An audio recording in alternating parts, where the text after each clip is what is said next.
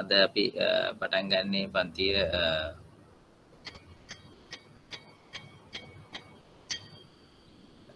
බැංකු සැසුම් පත්‍ර කියන පාඩමෙන්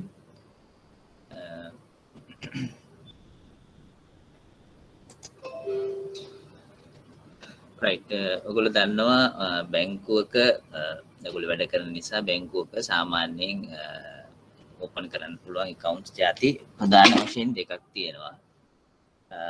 එකක් තමයි බැංකුවක අපි ඕපන් කරනවා පළවෙනි ಜಾතිය ගිණුම තමයි ඉතිරි කිරීමේ ගිණුම් කියලා කියන්නේ.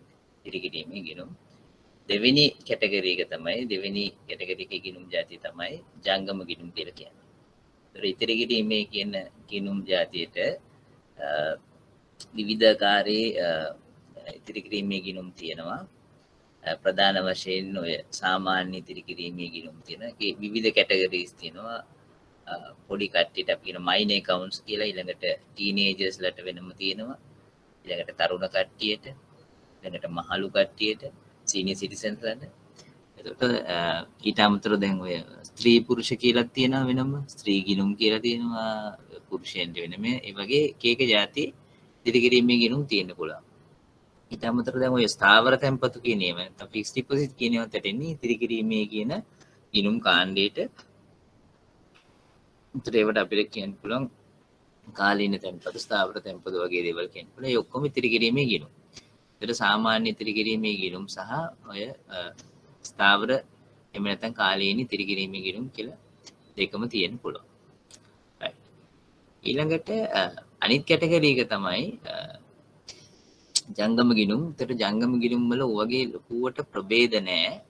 තියෙන්නේ එකම જાතියේ හැම බැංකුවකටම වගේ එක සුවිශේෂ වූ ජංගම ගිණුමක් තියෙනවා. ඒතර ඒක මේ බාල මහල තරුණ එහෙම කියලා එකක් නැහැ. ස්ත්‍රී පුරුෂ කියලා එහෙම එකකුත් නැහැ. ඔක්කොටම තියෙන්නේ එකම જાතියේ ජංගම ගිණුමක් විතරයි. right. එතකොට අපි එහෙම බැලුවාම ඉතිරි කිරීමේ ගිණුම් සහ ජංගම ගිණුම් අතර ප්‍රධාන වෙනස තමයි ඒක. ඊළඟට තව අපි ගත්තොත් එහෙම තව මොනවද තියෙන්නේ කියලා වෙනස්කම් අපි ඉතිරි කිරීමේ ගිණුම් වලට සාමාන්‍යයෙන් පොලියක් හම්බ වෙනවා. ජංගම ගිණුම් වලට පොලි ගෙවීමක් සිද්ධ වෙන්නේ නැහැ. කීයක් account එකේ තිබුණා. ඊළඟට තව වෙනසක් තමයි ඉතිරි කිරීමේ ගිණුමක් බොහොම පහසුවෙන් අරින්න පුළුවන් බැංකුවක. නමුත් ජංගම ගිණුමක් එච්චර පහසුවෙන් අරින්න බෑ. ජංගම ගිණුමකට සාමාන්‍යයෙන් ජංගම ගිණුමක් තියෙන කෙනෙක් ඉන්ට්‍රොඩක්ෂන් එකක් දෙන්න ඕනේ. එහෙම නැත්නම් ඒ ඉන්ට්‍රොඩක්ෂන් එක බ්‍රාන්ච් එක මැනේජර් දෙන්න ඕනේ. එතකොට සාමාන්‍යයෙන් ඕනම කෙනෙකුට ගිහලා ජංගම ගිණුමක් විවෘත කරන්න බෑ. එතකොට එතන සාමාන්‍ය process එක ටිකක් අමාරුයි. ජංගම ගිණුමක් විවෘත කර ගැනීම. ඉතිරි කිරීමේ ගිණුමකට එහෙම process එකක් නැහැ. ඉතිරි කිරීමේ ගිණුමකට ඕනම කෙනෙකුට ඉතිරි කිරීමේ ගිණුමක් ඉතාම පහසුවෙන් ආරම්භ කරන්න පුළුවන්. ඊළඟ වෙනස ගත්තොත් එහෙම ඉතිරි කිරීමේ ගිණුමක සාමාන්‍යයෙන් ආරම්භ කරන්න දාන තැන්පතුව ටිකක් අඩුයි. නමුත් ජංගම ගිණුමක එහෙම ආරම්භ කරන්න ටිකක් වැඩිපුර ගාණක් දාන්න පුළුවන්.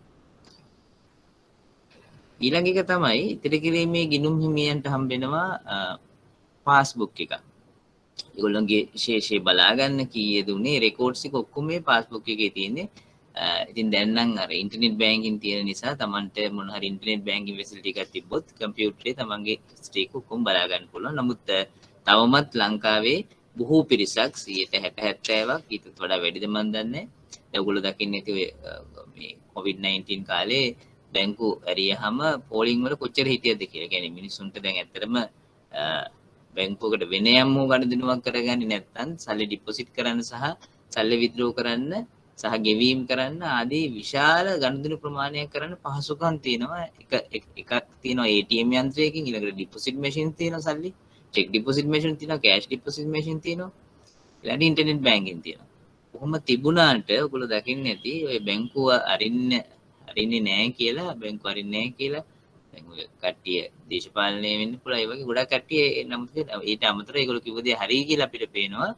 බැංකුව කැරී ගමන් පෝලිං වල ඉන්න මිනිස්සු තාම සල්ලි ගන්න. ATM මැෂින් එක තිබුණාට තාම සල්ලි ගන්න අර පොතෙන් ඒක අරගෙන ගිහලා පොලිමේ ඉඳලා සල්ලි ගන්න කියන concept එක තාම තියෙන මිනිස්සු තාම ඒවට අපි කොච්චර මේ කෑ ගැහුවත් මේ කොච්චර ඇඩ්වර්ටයිස් කරත් ඒ ඇස්පෙක්ට් එකට තාම හුරු වෙච්ච නැති සෑහෙන පිරිසක් ලංකාවේ ඉන්නවා. ඒක ක්‍රමානුකූලව වැඩි වෙගෙන යනවා. ඒක කාලය සමග වෙයි. නමුත් ඉතින් සැලකිය යුතු පිරිසක් තියෙනවා. ඒත් ඉතිරි කිරීමේ ගිණුමකට දෙන්නේ පාස්බුක් එකක්. දැන් ගොඩක් කට්ටිය දැන් ඔය කොළඹ ඉන්න අලුත් ජෙනරේෂන් එකට එහෙම ඔය පාස්බුක් එක කියන එකවත් දැන් මතක නැති වෙයි. මොකද ඒගොල්ලෝ කවදාවත් පාස්බුක් එක කරන් ගිහිල්ලා account එකෙන් සල්ලි ගන්නේ නැති වෙයි over the account. ගොඩක් වෙලාවට ඒගොල්ලෝ කරන්නේ ATM කාඩ් එකෙන් සල්ලි ගන්න. එහෙම නැත්නම් වෙන විදිහකට ඉන්ටර්නෙට් පේමන්ට් එකක් කරනවා. ඔය වගේ දේවල් වලින් තමයි තමන්ගේ හම්බෙන සල්ලි ටික ඉවර කරගන්නේ. හැබැයි බහුතරයක් ඉන්නවා තාමත් ලංකාවේ ජනගහනේ තමන්ගේ ඉතිරි කිරීමේ පාස්බුක් එක අරන් ගිහිල්ලා සල්ලි ගන්න කට්ටිය ඉන්නවා සෑහෙන පිරිසක්. ඒකට ඉතිරි කිරීමේ ගිණුමකට හම්බෙන්නේ පාස්බුක් එකක්. හැබැයි ජංගම ගිණුමක් විවෘත කරාම ඔයගොල්ලන්ට පාස්බුක් එකක් හම්බෙන්නේ නැහැ. ඒ වෙනුවට හැම මාසයක් අවසානයේදීම බැංකුව විසින් අදාළ ගිණුම පිළිබඳ විස්තර ඇතුළත් කරලා බැංකු ගිණුම් විස්තරයක් අපි කියනවා බැංක් ස්ටේට්මන්ට් එකක් අදාළ ජංගම ගිණුම් හිමියාට යවනු ලබනවා. right බැංක් ස්ටේට්මන්ට් එකක් අදාළ ජංගම ගිණුම් හිමියාට යවනු ලබනවා. ඒතර ඒක තමයි සාමාන්‍ය විදිය ජංගම ගිණුම් හිමියාට තමන්ගේ ගිණුම් වල තියෙන රෙකෝඩ්ස් බලා ගන්න. ඒගොල්ලන්ටත් ඉන්ටර්නෙට් පහසුකම් තියෙනවා නම් ඉන්ටර්නෙට් බැංකින් තියෙනවා නම් ඒගොල්ලන්ටත් බැංකුවෙන් ඕකේ වෙනකන් ඉන්න ඕනේ නෑ. තමන්ගේ ගිණුම ඔන්ලයින් ඉන්ටර්නෙට් හරහා ගිහිල්ලා පරීක්ෂා කරගන්න පුළුවන්. මේ බැංකුවෙන් ඕකේ එනකන් අවශ්‍යතාවයක් නෑ. right එතකොට ඊළඟ වෙනස්කම තමයි ඉතිරි කිරීමේ ගිණුම් හිමියන්ට නැති ජංගම ගිණුම් හිමියන්ට විතරක් තියෙන චෙක් පත් හරහා ගනුදෙනු කිරීමේ හැකියාව තියෙනවා. ඒතර චෙක් පොතක් දෙනවා. එතකොට ඔය චෙක් පොත හරහා ෆිසිකලි චෙක් එකක් දීලා තමන්ට ගනුදෙනු කිරීමේ හැකියාව වෙනවා. ඒ ඔය චෙක් පත් කියන එකත් ඉදිරි කාලයේදී ගොඩක් වෙලාවට සෑහෙන ප්‍රමාණයකට මේ යන ට්‍රෙන්ඩ් එක අනුව අඩු වෙන චෙක් පත් කියන ඒවා ඉදිරියේදී භාවිත නොකර ඉන්න පුළුවන්. right ඉතින් කියන්න සමහර වෙලාවට අර පෝස්ට් ඩේටඩ් චෙක් එකක් දුන්නොත් ඒ වගේ අවස්ථාවකදී ඒක භාවිත වීමක් වෙනවා. දිගටම නමුත් සාමාන්‍ය ගෙවීමක් කරනවා නම් චෙක් පතක් කරා ඒක දැන් ඔය ඔන්ලයින් හරහා කරන්න පුළුවන් නිසා ගොඩක් වෙලාවට ෆිසිකල් මුදල් කියන එක වගේම චෙක් පත් අනාගතයේදී නැති වෙන්න පුළුවන්කම හැකියාව තියෙනවා. සමහරලාට ඔන්ලයින් හරහා සමහරලාට අපිට concept එකක් ඇරෙන්න එන්න පුළුවන්. ඔය චෙක් එකක් ඉෂුව කරන එකත් ඔන්ලයින් හරහාම වෙන එකක්. ඒක post dated check එකක් හැටියට නිකුත් කිරීම වෙන්න පුළුවන්. current account එකක් තියෙන කෙනෙකුට. තමන් තෝරගත්ත තව අදාළ මේ සමාජිකයෙකුට නැත්නම් තව අදාළ වෙළෙන්දෙකුට ඔන්ලයින් හරහාම චෙක් එක මේ ඉෂුව කිරීම වෙන්න පුළුවන්. right එතකොට ඒක තමයි ඊළඟ වෙනස. ඊට අමතරව ඉස්සර ඊට අවුරුදු 10කට ඊටත් වැඩිය මම දැන් 10කට විතර වගේ නැත්නම් 10කට විතර වගේ කලින් කිව්වා ස්ටෑන්ඩින් ඕඩර් ෆැසිලිටි එක තියෙනවා කියලා කරන්ට් account holders ලා. නමුත් ඉතිරි කිරීමේ ගිණුම් වලට නැහැ කියලා දැන් ඒක අපිට කියන්න බෑ. දැන් ඉතිරි කිරීමේ ගිණුම් වලට ස්ටෑන්ඩින් ඕඩර් ෆැසිලිටි එක තියෙනවා. ඒකට ඕවා තමයි ඊට අමතරව තව දෙයක් තියෙනවා. මේ ඉතිරි කිරීමේ ගිණුමකට නැති ජංගම ගිණුම් හිමියෙකුට විතරක් ලැබෙන වාසියක්. එහෙම නැත්නම් එම්මාකාරයක දීමනාව ඒ තමයි බැංක් account එක OD කිරීමේ හැකියාව. එහෙම නැත්නම් අපි කියන බැංකු අයිරා පහසුකමක් ලබා ගැනීමේ හැකියාව තියෙනවා. ඒතර බැංකු අයිරාවක් කියලා කියන්නේ තමන්ගේ account එකේ තියෙන balance එකට වඩා එහා ගිය account එකේ balance එක ලක්ෂයක් තියෙනවා නම් 1,50,000ක වගේ payment එකක් කරන්න පුළුවන් හැකියාව. ඒ කියන්නේ කලින් බැංකුවත් එක්ක කතා කරගෙන approve කරගෙන OD facility එක තියෙනවා නම් ඒ හරහා බැංකු අයිරා පහසුකම් තියෙනවා නම් ඒ හරහා අදාළ මේ බැංකු අයිරා පහසුකම් ලබා ගැනීමේ හැකියාව තියෙනවා. එතකොට බැංකු අයිරාවක් කියලා කියන්නේ තමන්ගේ account එකේ තියෙන balance එකට එහා ගිය මුදලක් withdraw කිරීමේ හැකියාව. එතකොට බැංකුව පැත්තෙන් OD එකක් කියලා කියන්නේ loan එකක් දුන්නා වගේ. ඒත් ඒගොල්ලන්ගේ පැත්තෙන් වත්කමක්. හැබැයි customer ගේ පැත්තෙන් හරියට loan එකක් ගත්තා වගේ ඒක වගකීමක් වෙනවා. bank මේ overdraft කියන එක. ඒකත් ඒ ආකාරයේ වෙනස්කමක් තමයි ඔය ඉතිරි කිරීම ගිණුම් සහ ජංගම ගිණුම් අතර තියෙන. ඊළඟ අපේ මාතෘකාව බැංකු සැසුම් පත්‍ර අදාළ වෙන්නේ ජංගම ගිණුම් වලට විතරයි. ඒතර ජංගම ගිණුමක් තියෙනකොට කොහොමද අපි මේ ජංගම ගිණුම බැංකු සැසුම් පත්‍රත් එක්ක යා කරන්න කියන එක අපි දැන් කතා කරලා බලමු. ඒතර අපි ජංගම ගිණුමක් කියලා කියන්නේ මොකද්ද සහ ඒක ඉතිරි කිරීමේ ගිණුමක් එක්ක සංසන්දනය කිරීමක් කරා ඊළඟට අපි බලමු දැන් අපි කිව්වා ජංගම ගිණුමක් තියෙන කෙනෙකුට එහෙම නැත්නම් ආයතනයකට බැංකුවක් මාසයකට සැරයක් එහෙම නැත්නම් ආයතනයේ අවශ්‍යතාවයේ පරිදි සමහර වෙලාවට ට්‍රාන්සැක්ෂන්ස් ගන්න වැඩි නම් මාසයක් යනකම් ඉන්නේ නැතුව සති දෙකකට සැරයක් වෙන්න පුළුවන්. අවශ්‍යතාවය පරිදි සතියකට සැරයක් වෙන්න පුළුවන්. එහෙම නැත්නම් ඊටත් වඩා ලොකු වොලියම් එකක් දවස ගානේ තියෙනවා නම් දවස ගානේ වෙන්නත් පුළුවන්. මේ වගේ බැංක් ස්ටේට්මන්ට් එකක් අදාළ බැංකුව විසින් අදාළ ගිණුම් හිමියාට යවනවා. ඒතර ඒක සමහර වෙලාවට ඊමේල් එකක් හැටියට දැන් එන්න පුළුවන්. ඉස්සර නම් ෆිසිකල් ස්ටේට්මන්ට් එකක් ආවේ. දැන් ගොඩක් බැංකු කරන්නේ ඊමේල් ඇඩ්‍රස් එකක් ඉල්ලගෙන ඒකට අර printing cost එක නැමතිලා යනවා. ඉතින් ඔයගලන්ට තේරෙන්නේ නැති දැන් මේ අපි කතා කරන්නේ මේ අනාගතේ නැති වෙන තව ඉන්ඩස්ට්‍රි එකක් තමයි printing industry එක. printing එක දැන් ඔයගොල්ලෝ බැලුවොත් එහෙම පත්තර ඉස්සරහට print කිරීමේ අවශ්‍යතාවයක් නැති වෙන්න පුළුවන්. පොත්පත් ඉස්සරහට print කිරීමේ අවශ්‍යතාවයක් නැති වෙන්න පුළුවන්. දැන් බැංකු ගොඩාක් දේවල් print කරන්නේ නැහැ. දැන් අපි ගත්තොත් එහෙම mandate process එක ගත්තත් ඊළඟට කොහොම registers අපි මේ online කරලා තියෙන නැත්නම් අපි කියන virtual කරලා තියෙනවා. එතකොට ඔය bank statement ඒකත් ඒක කොටසක් bank statement කියලා දැන් print කරන්නේ කෙලින්ම අදාළ කස්ටමර්ට ඊමේල් එකක් යනවා. ඒ ඊමේල් එක ඕපන් කරන්න වෙනම password එකකුත් දෙනවා. එතකොට ඒ හරහා තමයි අදාළ කරතව්‍ය කරගන්න ලබන්නේ. එතකොට දැන් ඔය කිව්ව process එක හරහා බැංකුව විසින් නිවන ලබන bank statement එක කිව්ව ලබනවා සාමාන්‍යයෙන් මාසයකට සැරයක්. ඒකට අවශ්‍යතාවයේ පරිදි ඊට අඩු කාලාන්තරයකදී බැංකුවකින් ඉල්ලීමක් කරොත් ඒගොල්ලෝ ඉවරනවා. අපි හිතමු සාමාන්‍ය නිල්ද ව්‍යාපාරයක් ඒගොල්ලන්ට මාසයකට සැරයක් bank statement එක එනවා. ඒතර bank statement එකේ අපි පෙන්නන්නේ අදාළ ගණදෙනුකරුගේ බැංකු ගිණුමේ විස්තරය බැංකුවේ සටහන් වෙලා තියෙන පරිදි. අදාළ ගණදෙනුකරුගේ බැංකු ගිණුමේ විස්තරය තමයි බැංකුවේ සටහන් වෙලා තියෙන පරිදි අපි පෙන්වනු ලබන්නේ. right? බැංකුවේ කොහොමද තියෙන්නේ අදාළ ගිණුම සම්බන්ධයෙන් ඒක තමයි අපි පෙන්වනු ලබන්නේ. right? කොට අපි බැලුවොත් එහෙම බැංකුවෙන් ආපුවාම විස්තරයක් ඔයාගේ account එකේ මෙන්න මෙහෙම තියෙනවා කියලා අපේ බැංකු ගිණුම අපේ පොත්වලත් අපි මේන්ටේන් කරනවා. ඔයගොල්ලන්ට මතක ගන්න ditth තීරු මුදල් පොතේ මුදල් තීරුවයි බැංකු තීරුවයි කියලා තිබ්බා. ඒතර ගණදෙනුකරුගේ නැත්තම් සාමාන්‍ය ව්‍යාපාරිකයාගේ පැත්තෙන් එයත් මේන්ටේන් කරනවා account එකක්.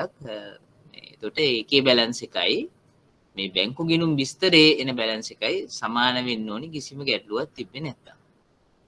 පොඩ්ඩක් ඒ වගේ එකක් බලමු. මේ තියෙන ඒ වගේ සිටුේෂන් එකක්. බැංකු සැසඳුම් පත්‍ර මේක ඔයගොල්ලන්ට පේනවා මේ තියෙන්නේ ව්‍යාපාරිකයාගේ පැත්තෙන් එයා හදන බැංකු ගිණුම්. ඔයගොල්ලන්ට පේනවා මේ තියෙන ditth තීරු මුදල් පොතක් මුදල් තීරුව සහ බැංකු තීරුව කියලා දෙකක් තියෙනවා. හර පැත්තේ සහ බැල පැත්තේ. ඒතර මුදල් තීරුවේ ආරම්භක ශේෂය 500යි බැංකු තීරුවේ ආරම්භක ශේෂය 600යි.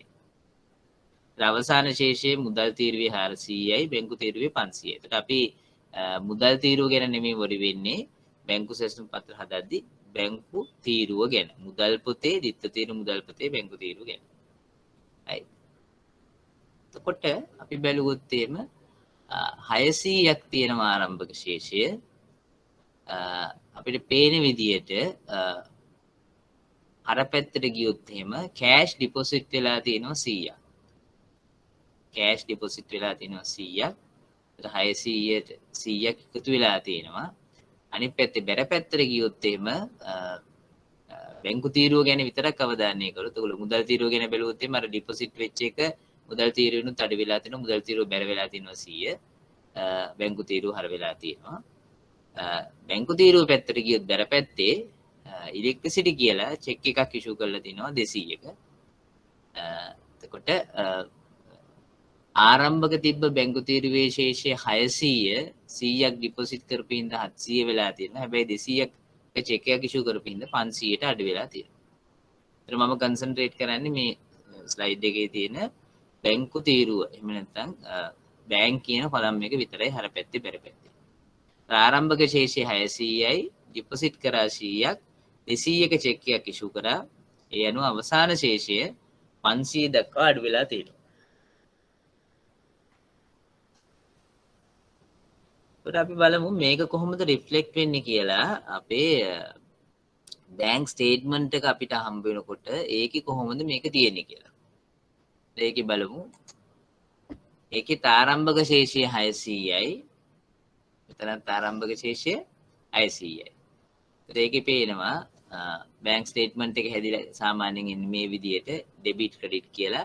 ඩෙබිට් කියලා කියන්නේ බැංකුව පැත්තෙන් ඩෙබිට්. ක්‍රෙඩිට් කියලා කියන්නේ බැංකුව පැත්තෙන්. මේ බැංක් ස්ටේට්මන්ට් එක බැංකුවේ ප්‍රොපර්ටි එකක්. ඒතර ඒගොල්ලෝ බලන්නේ ඒගොල්ලෝගේ පැත්තෙන් හරබැර වෙන්නේ කොහොමද කියලා. මේක පටලවා ගන්න එපා. ගොඩක් කට්ටියට තියෙන ගැටලුවක්. ඒතර බැංකුවේ පොත් හදනකොට මේ ගනුදෙනු කොහොමද බලන්නේ කියන එක පැත්තෙන් තමයි ඒගොල්ලෝ බලන්නේ. ඒකට ආරම්භක ශේෂය බැංකුව පැත්තෙන් තියෙනවා 600ක් මේ කස්ටමර් වෙනුවෙන් 100ක් ඩිපොසිට් කරා. 100ක් ඩිපොසිට් කරාම බැංක් එක පැත්තෙන් ඒක ක්‍රෙඩිට් කරගන්නවා. ඒගොල්ලොන්ගේ ටෙලර් කෑෂ් එක ඩෙබිට් කරලා මේ කස්ටමර්ගේ account එක ක්‍රෙඩිට් කරනවා. ටෙලර් කෑෂ් එක ඩෙබිට් කරලා මේ කස්ටමර්ගේ account එක ක්‍රෙඩිට් කරගන්නවා. ඒත් බැංකුව පැත්තෙන් මේ වගකීම වැඩිවීම තමයි මේ 100 පෙන්නන්නේ. කවුරු හරි කස්ටමර් කෙනෙක් ඇවිල්ලා සල්ලි දැම්මොත් එයාගේ පැත්තෙන් බැංකුව පැත්තෙන් වගකීමක් ඇති වෙනවා. ඒකෙන් තමයි වගකීම වැඩිවීම තමයි 100ෙන් පෙන්නන්නේ. ඊළඟට චෙක් එකකින් ගෙවීම් කරලා තියෙනවා චෙක් නම්බර් එකත් එක්ක. එතකොට බැංකුවේ වගකීම අඩු වෙනවා 200කින්. එතකොට ඒක තමයි ඩෙබිට් කරලා තියෙන්නේ. එතකොට ඒකෙදිත් අදාළ ක්ලියරින් account එක කරා මේ ඩෙබිට් වීම වෙනවා. ඒකෙදිත් අවසාන ශේෂය 500යි. එතකොට ගැටලුවක් නැහැ. එතකොට මේක ඒගොල්ලන්ට පේනවා දැන් මුදල් පොතේ බැංකු තීරුවයි ආරම්භක ශේෂය 600යි අවසාන ශේෂය 500යි. බැංකුවෙන් ආපු ස්ටේට්මන්ට් එකේ ආරම්භක ශේෂය 600යි අවසාන ශේෂය 500යි. ඒකට හේතුව අපි මුදල් පොතේ බැංකු තීරුවේ සටහන් කරපු සියලු ගණදෙනු අපි බැංක් ස්ටේට්මන්ට් එකේ ඒ විදිහටම වාර්තා වෙලා තියෙනවා. ඒතර ගණදෙනු වාර්තා වෙනකොට බලන්න මෙන්න මේ ක්‍රමයට එක තමයි මුදල් පොතේ බැංකු තීරුව හර වෙනකොට මුදල් පොතේ බැංකු තීරුව හර වෙනකොට බැංකු ප්‍රකාශනයේ ඒව යන්න ඕනි බැර පැත්තට. ඒතර අපේ කම්පැරිසන් එක හැම වෙලාවෙම අපි කරන්න ඕනි මුදල් පොතේ හර තීරුව මුදල් පොතේ බැංකු තීරුවේ හර පැත්තයි බැංකු ප්‍රකාශනයේ බැර පැත්තයි. බැංකු ප්‍රකාශනයේ බැර පැත්තයි. ඒ වගේම අනිත් එක ගත්තොත් එහෙම මුදල් පොතේ බැංකු තීරුවේ බැර පැත්තයි එහෙනම් බැංකු ප්‍රකාශනයේ මොන පැත්තද? බැංකු ප්‍රකාශනයේ හර පැත්ත. නැත්නම් බැංක් ස්ටේට්මන්ට් එකේ බැංකු ප්‍රකාශයේ හර පැත්ත. ඒතර අපේ මුදල් පොතේ බැංකු තීරුවේ හර පැත්තේ ලියවෙන සෑම ගනුදෙනුවක්ම බැංකු ප්‍රකාශනයේ බැර පැත්තට ඇවිල්ලා තියෙනවා නම් එහෙම නැත්නම් මුදල් පොතේ බැංකු තීරුවේ බැර පැත්තේ ලියවෙන සෑම අයිතමයක්ම බැංකු ප්‍රකාශනයේ පැත්තෙන් හර පැත්තට ඇවිල්ලා තියෙනවා නම් මුදල් පොතේ බැංකු තීරුවේ ශේෂයයි බැංකු ප්‍රකාශනයේ ශේෂයයි සමාන වෙනවා. අනිවාර්යෙන් මේක සමාන වෙන්න ඕනේ. ඒතර බැංකු ප්‍රකාශනයේ හදද්දි බැංකුව බලන්නේ බැංකුවට වන බලපෑම මුදල් පොතේ බැංකු තීරුව අපි හදද්දී අපිට වන ව්‍යාපාරිකයාගේ පැත්තෙන් වන බලපෑම තමයි ඒක පෙන්වන්නේ. ඒතර එකම ගණදෙනුව ආකාර දෙකකින් පොතට සටහන් වෙනවා. අවසානයේ හැබැයි මේ දෙක ටැලි වෙන්න ඕනේ. සියලුම ගණදෙනු හරියට සටහන් වෙලා තියෙනවා නම් ඔය තැන් දෙකේදී.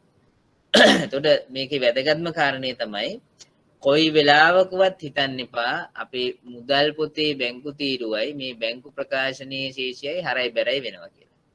ඒතර මුදල් පොතේ හර බැර වෙන්නේ අපේ ව්‍යාපාරිකයාගේ පොත්වල ඒක වෙනමම එන්ටිටි එකක්. ඒතර අපේ මුදල් පොත හර හරි බැර හරි වෙනවා නම් අපේම ලෙජර් ගිණුමක් නැත්තම් ව්‍යාපාරිකයාගේ තව ලෙජර් ගිණුමක් තමයි හර බැර වෙන්නේ. ඒ වගේම බැංක් ස්ටේට්මන්ට් එක අපිට හම්බෙන බැංක් ස්ටේට්මන්ට් එක හර බැර වෙනවා නම් ඒක වෙන්නේ ඒ බැංකුවේම තව ගිණුමක් හරබැර වෙලා තමයි වෙන්නේ. ඒතර මෙන්න මේ කෑෂ් ඩිපොසිට් රුපියල් 100 අනිවාර්යයෙන්ම ටෙලර් කෑෂ් වලට ඩෙබිට් වෙන්න ඕන. ටෙලර් කෙනෙක්ට ඇවිල්ලා සල්ලි දුන්නා නම්. right? ATM එක නැත්නම් කෑෂ් ඩිපොසිට් මැෂින් එකකින් සල්ලි දාලා තියෙන එක කෑෂ් ඩිපොසිට් මැෂින් කියන GL එක ඩෙබිට් වෙන්න ඕන. ඒ වගේම මෙන්න මේ චෙක් එක ගෙවුපේ එක අනිවාර්යයෙන්ම අපේ ක්ලියරින් account එක ඩෙබිට් වෙලා ගෙවලා තියෙනවා. මේ ක්‍රෙඩිට් වෙලා ගෙවලා තියෙනවා. මේක ඩෙබිට් වෙනවා. ඒක ක්ලියරින් account එක ක්‍රෙඩිට්. ඒ වගේම අනිත් පැත්තට මේ මුදල් පොතේ මේ හර වෙච්ච රුපියල් 100 කොහෙටද දාන්නේ? මෙතනම තියෙන ඕන්න බැර වෙලා. අපේ අතේ තිබ්බ මුදල් ගිහිල්ලා බැංකුවේ තැන්පත් කරා. මුදල් පොතේ මුදල් තීරුව බැර වෙලා තමයි මුදල් තීරුවේ බැංකු තීරුව හර වෙලා තියෙන්නේ. ඊළඟ මෙතන ඉලෙක්ට්‍රිසිටි කියලා 200ක චෙක් එකක් ඉෂු කරලා තියෙනවා. එතකොට මේ මුදල් පොතේ බැංකු තීරු බැර වෙන්නේ අපේ විදුලි ගාස්තු ගිණුම හර වෙලා. විදුලි ගාස්තු ගිණුම හර වෙලා. එහෙම නැතුව කොයිලාකත් හිතන්න එපා මේක හර වෙනකොට බැංක් ස්ටේට්මන්ට් එකේ මොනාරි හර බැර වීම වෙනවා කියලා. රයිට්? ඒකේ මේකේ අතර සම්බන්ධයක් නැහැ. සම්බන්ධය තියෙන්නේ අපේ මේකේ සම්බන්ධ වෙන ඒවා ටික ඔක්කොම මේ හර බැර වීම අදාළ පැත්ත අනිත් ඒවත් වෙන්න ඕනේ. හැබැයි එන්ටිටීස් දෙකක්. එතකොට හර බැර වීම වෙන්නේ ඒ අදාළ එන්ටිටීම ලෙජර් ගිණුම අතර විතරයි. නැතුව අපේ ව්‍යාපාරිකයාගේ පොත්වල හර වෙලා බැංකුවේ ගිහිල්ලා බැර වෙන්නේ නැහැ. කුටි කන්න වෙනවා එහෙම වුණොත් එහෙම. right එහෙම accounting නැහැ. right ඒතර ඒකත් ඔයගොල්ලෝ ඔළුවේ තියාගන්න ඕනේ. සමහරුන්ට තියෙන ওই මිත් එකක් මම මේ කී කෙනාට තියෙන ප්‍රශ්න තමයි මම මේ කතා කරේ. නැත්නම් ඒ වගේ හිතන්නත් පුළුවන්. right එතකොට අපේ කන්ක්ලූෂන් එක තමයි අපේ මුදල් පොතේ බැංකු තීරුවේ හර පැත්තේ හෝ බැර පැත්තේ වාර්තා වෙන දේවල් එමත් අපි හර පැත්ත ගත්තොත් මුදල් පොතේ බැංකු තීරුවේ හර පැත්තේ වාර්තා වන ඒවා බැංකුව විසින් එවන බැංකු ප්‍රකාශනයේ බැර පැත්තේ තියෙනවා නම් ඊළඟට මුදල් පොතේ බැංකු තීරුවේ බැර පැත්තේ වාර්තා වෙන ඒවා අපේ එවපු බැංකු ප්‍රකාශනයේ හර පැත්තේ වාර්තා වෙලා තියෙනවා නම් ආරම්භක ශේෂයත් සමාන නම් අවසාන ශේෂය අනිවාර්යයෙන්ම සමාන වෙන්න ඕනේ. මේ මන් දුන්න එක්සැම්පල් එකේ ආරම්භක ශේෂයත් සමානයි. අදාළ ට්‍රාන්සැක්ෂන්ස් වෙච්ච දෙකම ඇවිල්ලා තිනවා බැංකු ප්‍රකාශනයට. ඒ අනුව අවසාන ශේෂයත් සමානයි. අපි බැලුවොත් ඒක ආරම්භක ශේෂය මුදල් පොතේත් 600යි අවසාන ශේෂය 700යි. මෙතනත් 600යි ආරම්භක ශේෂය අවසාන ශේෂය 500යි. right 600යි 500යි. මෙහෙම වෙනවා නම් බැංකු සැසඳුම් පත්‍රය කියලා එකක් හදන්න ඕනේ නැහැ. මොකද සංසන්දනය කරන්න දෙයක් නැහැ දැන් අපිට. මුදල් පොතේ බැංකු තීරුවයි බැංකු ප්‍රකාශනයේ ශේෂයයි සමානයි. මුදල් පොතේ බැංකු තීරුවයි ඒකේ ශේෂයයි බැංකු ප්‍රකාශනයේ ශේෂයයි දෙකම සමානයි. ඒකට ඒ වගේ වෙලාවට ආයි බැංකු සැසඳුම් පත්‍රය එහෙම නැත්නම් බැංක් රෙකන්සිලියේෂන් ස්ටේට්මන්ට් කියලා දෙයක් හදන්න දෙයක් නැහැ. යම් ආකාරයක යම් දවසකදී මුදල් පොතේ බැංකු තීරුවේ අවසාන ශේෂයයි බැංකු ප්‍රකාශනයෙන් අපිට උපු ශේෂයේ අතර වෙනසක් තියෙනවා නම් ඒ ශේෂ දෙක සංසන්දනය කරලා අපි හදන ડોකියුමන්ට් එක නැත්නම් ලියවිල්ලට අපි කියනවා බැංකු සැසඳුම් පත්‍රය කියලා. මොකද්ද බැංකු සැසඳුම් පත්‍රය කියලා කියන්නේ? මුදල් පොතේ බැංකු තීරුවේ ශේෂයයි අවසාන ශේෂයයි බැංකු ප්‍රකාශනයේ අවසාන ශේෂයයි ඔය දෙක සංසන්දනය කළා ඔය දෙක අතර වෙනසක් තියෙනවා නම් ඒ වෙනසට හේතු හොයාගෙන හදන ලේඛනයට අපි කියනවා බැංකු සැසඳුම් පත්‍රය කියලා. බැංකු සැසඳුම් පත්‍රය කියලා. right ඒකට තමයි කියන්නේ බැංකු සැසඳුම් පත්‍රය කියලා. right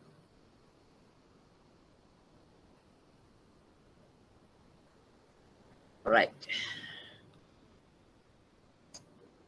අපි බලමු එහෙම ශේෂය වෙනස් වෙනවා නම් එහෙම ශේෂය වෙනස් වෙන්න මොනවද බලපාන හේතු කියලා.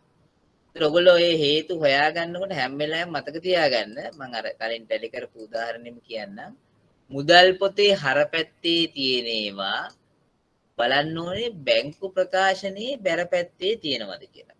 මුදල් පොතේ හර පැත්තේ බැංකු තීරුවේ හර පැත්තේ සටහන් වෙනවා බැංකු ප්‍රකාශනයේ බැර පැත්තත් එක්ක සංසන්දනය කරනවා. එතකොට වෙන්න පුළුවන් දේවල් දෙකයි තියෙන්නේ. එහෙම සංසන්දනය කරාම වෙන්න පුළුවන් දේවල් දෙකයි තියෙන්නේ. මොනවද වෙන්න පුළුවන් දේවල් දෙක? එක තමයි මුදල් පොතේ හර පැත්තේ තියෙනවා මෙන්න මේ 100 ගන්නකො. මුදල් පොතේ බැංකු තීරුවේ හර පැත්තේ තියෙනවා. නමුත් බැංකු ප්‍රකාශනයේ බැර පැත්තට ඇවිල්ලා නැහැ. මේ 100 ආවේ නැත්තම් ඉතින්කො අන්න ඒ වගේ එකක්. එහෙම නැත්නම් අනිත් විදිය තමයි බැංකු ප්‍රකාශනයේ බැර පැත්තේ තියෙනවා නමුත් මුදල් පොතේ හර පැත්තට ඇවිල්ලා නැහැ. මේ 100 වාර්තා වෙලා නැත්තම්. right? එතකොට වෙනස් වෙන්නේ ඒක තමයි එක හේතුවක්. ඒකට මම හේතු දෙකක් කිව්වා. මුදල් පොතේ බැංකු තීරුවේ හර පැත්තේ තියෙන නමුත් බැංකු ප්‍රකාශනයේ බැර පැත්තේ නැති. අයිතම තියෙනවා. වෙනස් වෙනවනේ අනිවාර්යයෙන්. එහෙම නැත්නම් බැංකු ප්‍රකාශනයේ බැර පැත්තේ සටහන් වෙලා තියෙන නමුත් මුදල් තීරුවේ මුදල් පොතේ බැංකු තීරුවේ හර පැත්තට ඇවිල්ලා නැති ඒවා. ඒ වගේම අනිත් පැත්ත තමයි සංසන්දනය කරන්න පුළුවන්. මුදල් පොතේ බැංකු තීරුවේ බැර පැත්තේ සටහන් වෙලා තියෙන නමුත් බැංකු ප්‍රකාශනයේ හර පැත්තට ඇවිල්ලා නැති මේ 200 ඇවිල්ලා නැත්තම් මේ චෙක් එක තාම ඇවිල්ලා නැත්තම් ඔන්න හේතුවක්. එහෙම නැත්තම් බැංකු ප්‍රකාශනයේ හර පැත්තේ තියෙනවා වාර්තා වෙලා හැබැයි අපි හදන මුදල් පොතේ ඒක නෑ හර පැත්තට මේ බැර පැත්තට ඇවිල්ලා නෑ මුදල් පොතේ. right? මම මුලින්ම කිව්වා මේ මුදල් පොත හර බැර වෙන්නේ මේ ආයතනයේම ගිණුමක් හර බැර වෙලා. right? ඒ වගේම මේ බැංකු ප්‍රකාශනයේ හර බැර වෙන්නේ බැංකුවේම තව ගිණුමක් හර බැර වෙලා. නැතුව මේ ව්‍යාපාරිකයාගේ එක ගිණුමක් හර වෙලා බැංකුවේ තව ගිණුමක් හර බැර වෙන්නේ නැහැ. එහෙම සම්බන්ධයක් නැහැ. ඒත් එන්ටිටි එක හර බැර වෙන්නේ ඒ එන්ටිටියේම accounts තමයි. right? ව්‍යාපාරිකයාගේ ගිණුම හර බැර වෙනවනේ ව්‍යාපාරිකයාගේ පොත්වල තමයි ඉන්නේ. එහෙම නැත්නම් ඔක අපිට ඉවරයක් කරන්න බැරි වෙනවා. ඒක සාමාන්‍ය ඔයගොල්ලන්ට තේරෙන්න ඕනේ. ඒතර බැංකුවයි තව ව්‍යාපාරිකකින් ඒව හර බැර වෙන්නේ අපිට දන්නේ නැහනේ. තව මොනවා වේද කියලා අපි දන්නේ නැහැ. ඒක නිසා ඉන්ඩිවිජුවල් එන්ටිටිස් තමයි තමන්ගේ ගිණුම් හර බැර කරන්නේ. right? එතන දැන් අපි බලමු මොනවාද එහෙම වෙනස් වෙන්නේ හේතු කියලා. සාමාන්‍යයෙන් බලපාන හේතු මොනවාද? මේ වගේ වෙනස් වීම වලට බලපාන හේතු මොනවාද කියලා. right. එතකොට හේතු හොයාගද්දී අපි අනිවාර්යයෙන්ම මතක තියාගන්න දැන් මම ඔයගොල්ලන්ට කිව්වා මුදල් පොතේ බැංකු තීරුවේ හර පැත්ත සටහන් වෙලා තියෙනවා. නමුත් බැංකු ප්‍රකාශනයේ බැර පැත්තට ඇවිල්ලා නැති ඒවා වෙන්න පුළුවන්. එහෙම නැත්නම් ඒකෙම අනිත් පැත්ත ගත්තොත් එහෙම බැංකු ප්‍රකාශනයේ බැර පැත්තේ තියෙන නමුත් මුදල් පොතේ බැංකු තීරුවේ හර පැත්තේ සටහන් වෙලා නැති ඒවා වෙන්න පුළුවන්. ඒතර හේතු දෙකක් මම කිව්වා වෙනස් වෙන්නට බලපාන. අනිත් එක මුදල් පොතේ බැංකු තීරුවේ බැර පැත්තේ සටහන් වෙලා තියෙන හැබැයි බැංකු ප්‍රකාශනයේ හර පැත්තේ සටහන් වෙලා නැති ඒවා. ඒ වගේම බැංකු ප්‍රකාශනයේ හර පැත්තේ සටහන් වෙලා තියෙන හැබැයි මුදල් පොතේ බැර පැත්තට ඇවිල්ලා නැහැ. මුදල් පොතේ බැංකු තීරුවේ බැර පැත්තට ඇවිල්ලා නැති ඒවා. right? ඔය හේතු ಜಾති හතරම බලපානවා මේ ආරම්භක ශේෂ අවසාන ශේෂයන් දෙක බැංකු ප්‍රකාශනයේ මුදල් පොතේ බැංකු තීරුවේ වෙනස් වෙන්න. right. මේ දක්වා අපි කරපු දේවල් සම්බන්ධයෙන් ඔයගොල්ලන්ට ගැටලුවක් තියෙනවා නම් අහන්න පුළුවන්. හරි ගැටලුවක් තියෙනවා නම් මේ දක්වා කරපු දේවල් අපි තාම ගානක් හදන්න ගියේ නෑ. මම කතා කරපු දේවල් සම්බන්ධයෙන් මොන හරි ගැටලුවක් තියෙනවා නම් අහන්න පුළුවන්.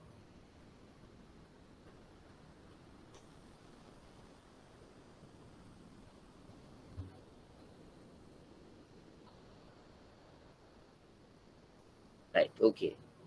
අපි එහෙනම් යන් ඉදිරියට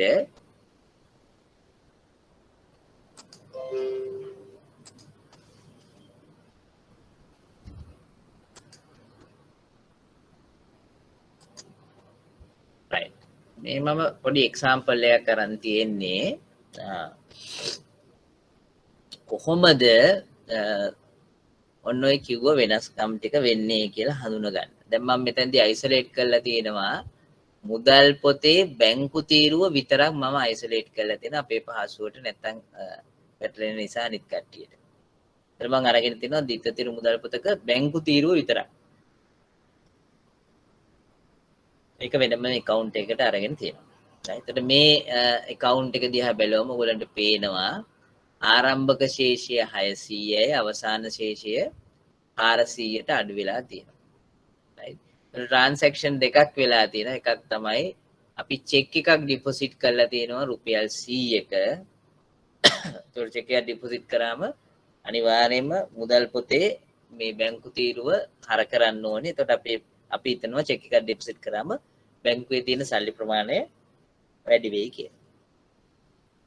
ඊළඟට දෙවෙනි එක තමයි අපිට අනිත් පැත්තට තියෙන්නේ මුදල් පොතේ බැංකු තීරුවේ බැර පැත්තේ තියෙනවා ක්‍රෙඩිට් කෙනෙක් ඉඳලා තියෙනවා. එයාට චෙක් එකකින් ගෙවලා තියෙනවා. රුපියල් 300ක චෙක් එකකින් ගෙවලා තියෙනවා. එයාට චෙක් එකක් අපි දීලා තියෙනවා ගෙවන්න. ඒතර ඔය ට්‍රාන්සැක්ෂන් දෙක ඔය ට්‍රාන්සැක්ෂන් දෙක නිසා ආරම්භක ශේෂය 600 ඉඳලා දැන් අවසාන ශේෂය 400ට අඩු වෙලා තියෙනවා. ආරම්භක ශේෂය 600 ඉඳලා අවසාන ශේෂය 400ට අඩු වෙලා තියෙනවා. right.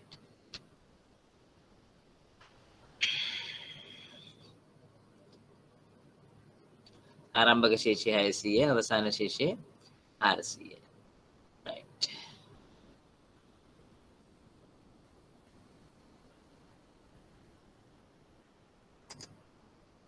දැන් මේ තියෙන්නේ ඒ කාලච්ඡේදයේටම බැංකුවෙන් අපිට ලැබුණු ස්ටේට්මන්ට් එක. ඔයගලන්ට පේනවා ඒ ස්ටේට්මන්ට් එක අනුව ආරම්භක ශේෂය ඒ ස්ටේට්මන්ට් එකෙත් 600යි අපේ මුදල් පොතේ බැංකු තීරුවෙත් 600යි. ඒතර ආරම්භක ශේෂයන් අතර කිසිම ප්‍රශ්නයක් නැහැ. බැංකුව එවපු ස්ටේට්මන්ට් එකේ තියෙන ආරම්භක ශේෂය 600යි කියලා අපේ මුදල් පොතේ බැංකු තීරුවේ තියෙන්නේ 600යි. right?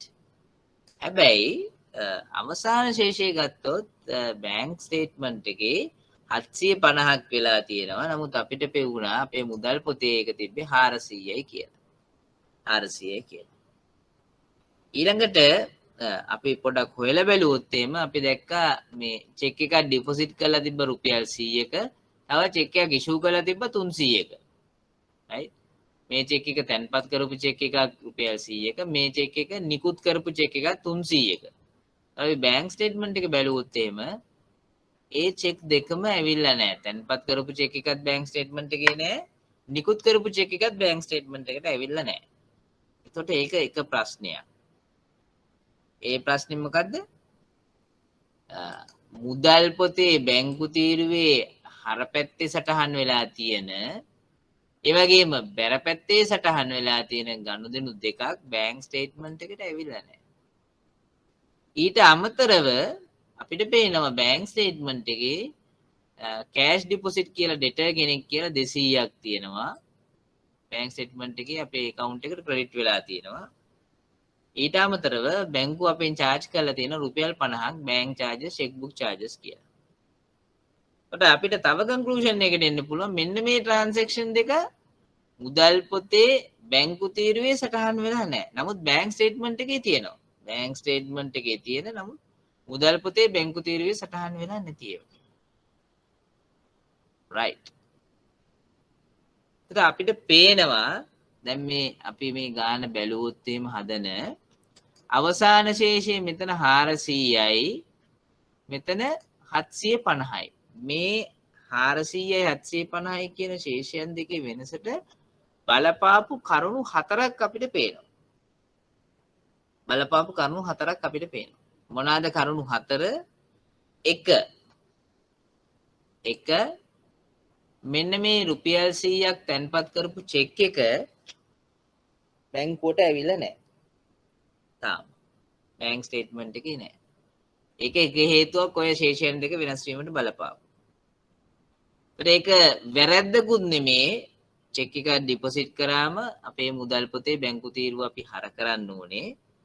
තාම බැංක් ස්ටේට්මන්ට් එකට ඇවිල්ලා නැහැ කියලා කියන්නේ බැංක් ස්ටේට්මන්ට් එක ගන්න වෙලාවට ওই චෙක් එක ඇවිල්ලා තිබ්බේ නැහැ. අපේ account එකට සල්ලි වෙලා ඇවිල්ලා තිබ්බේ නැහැ.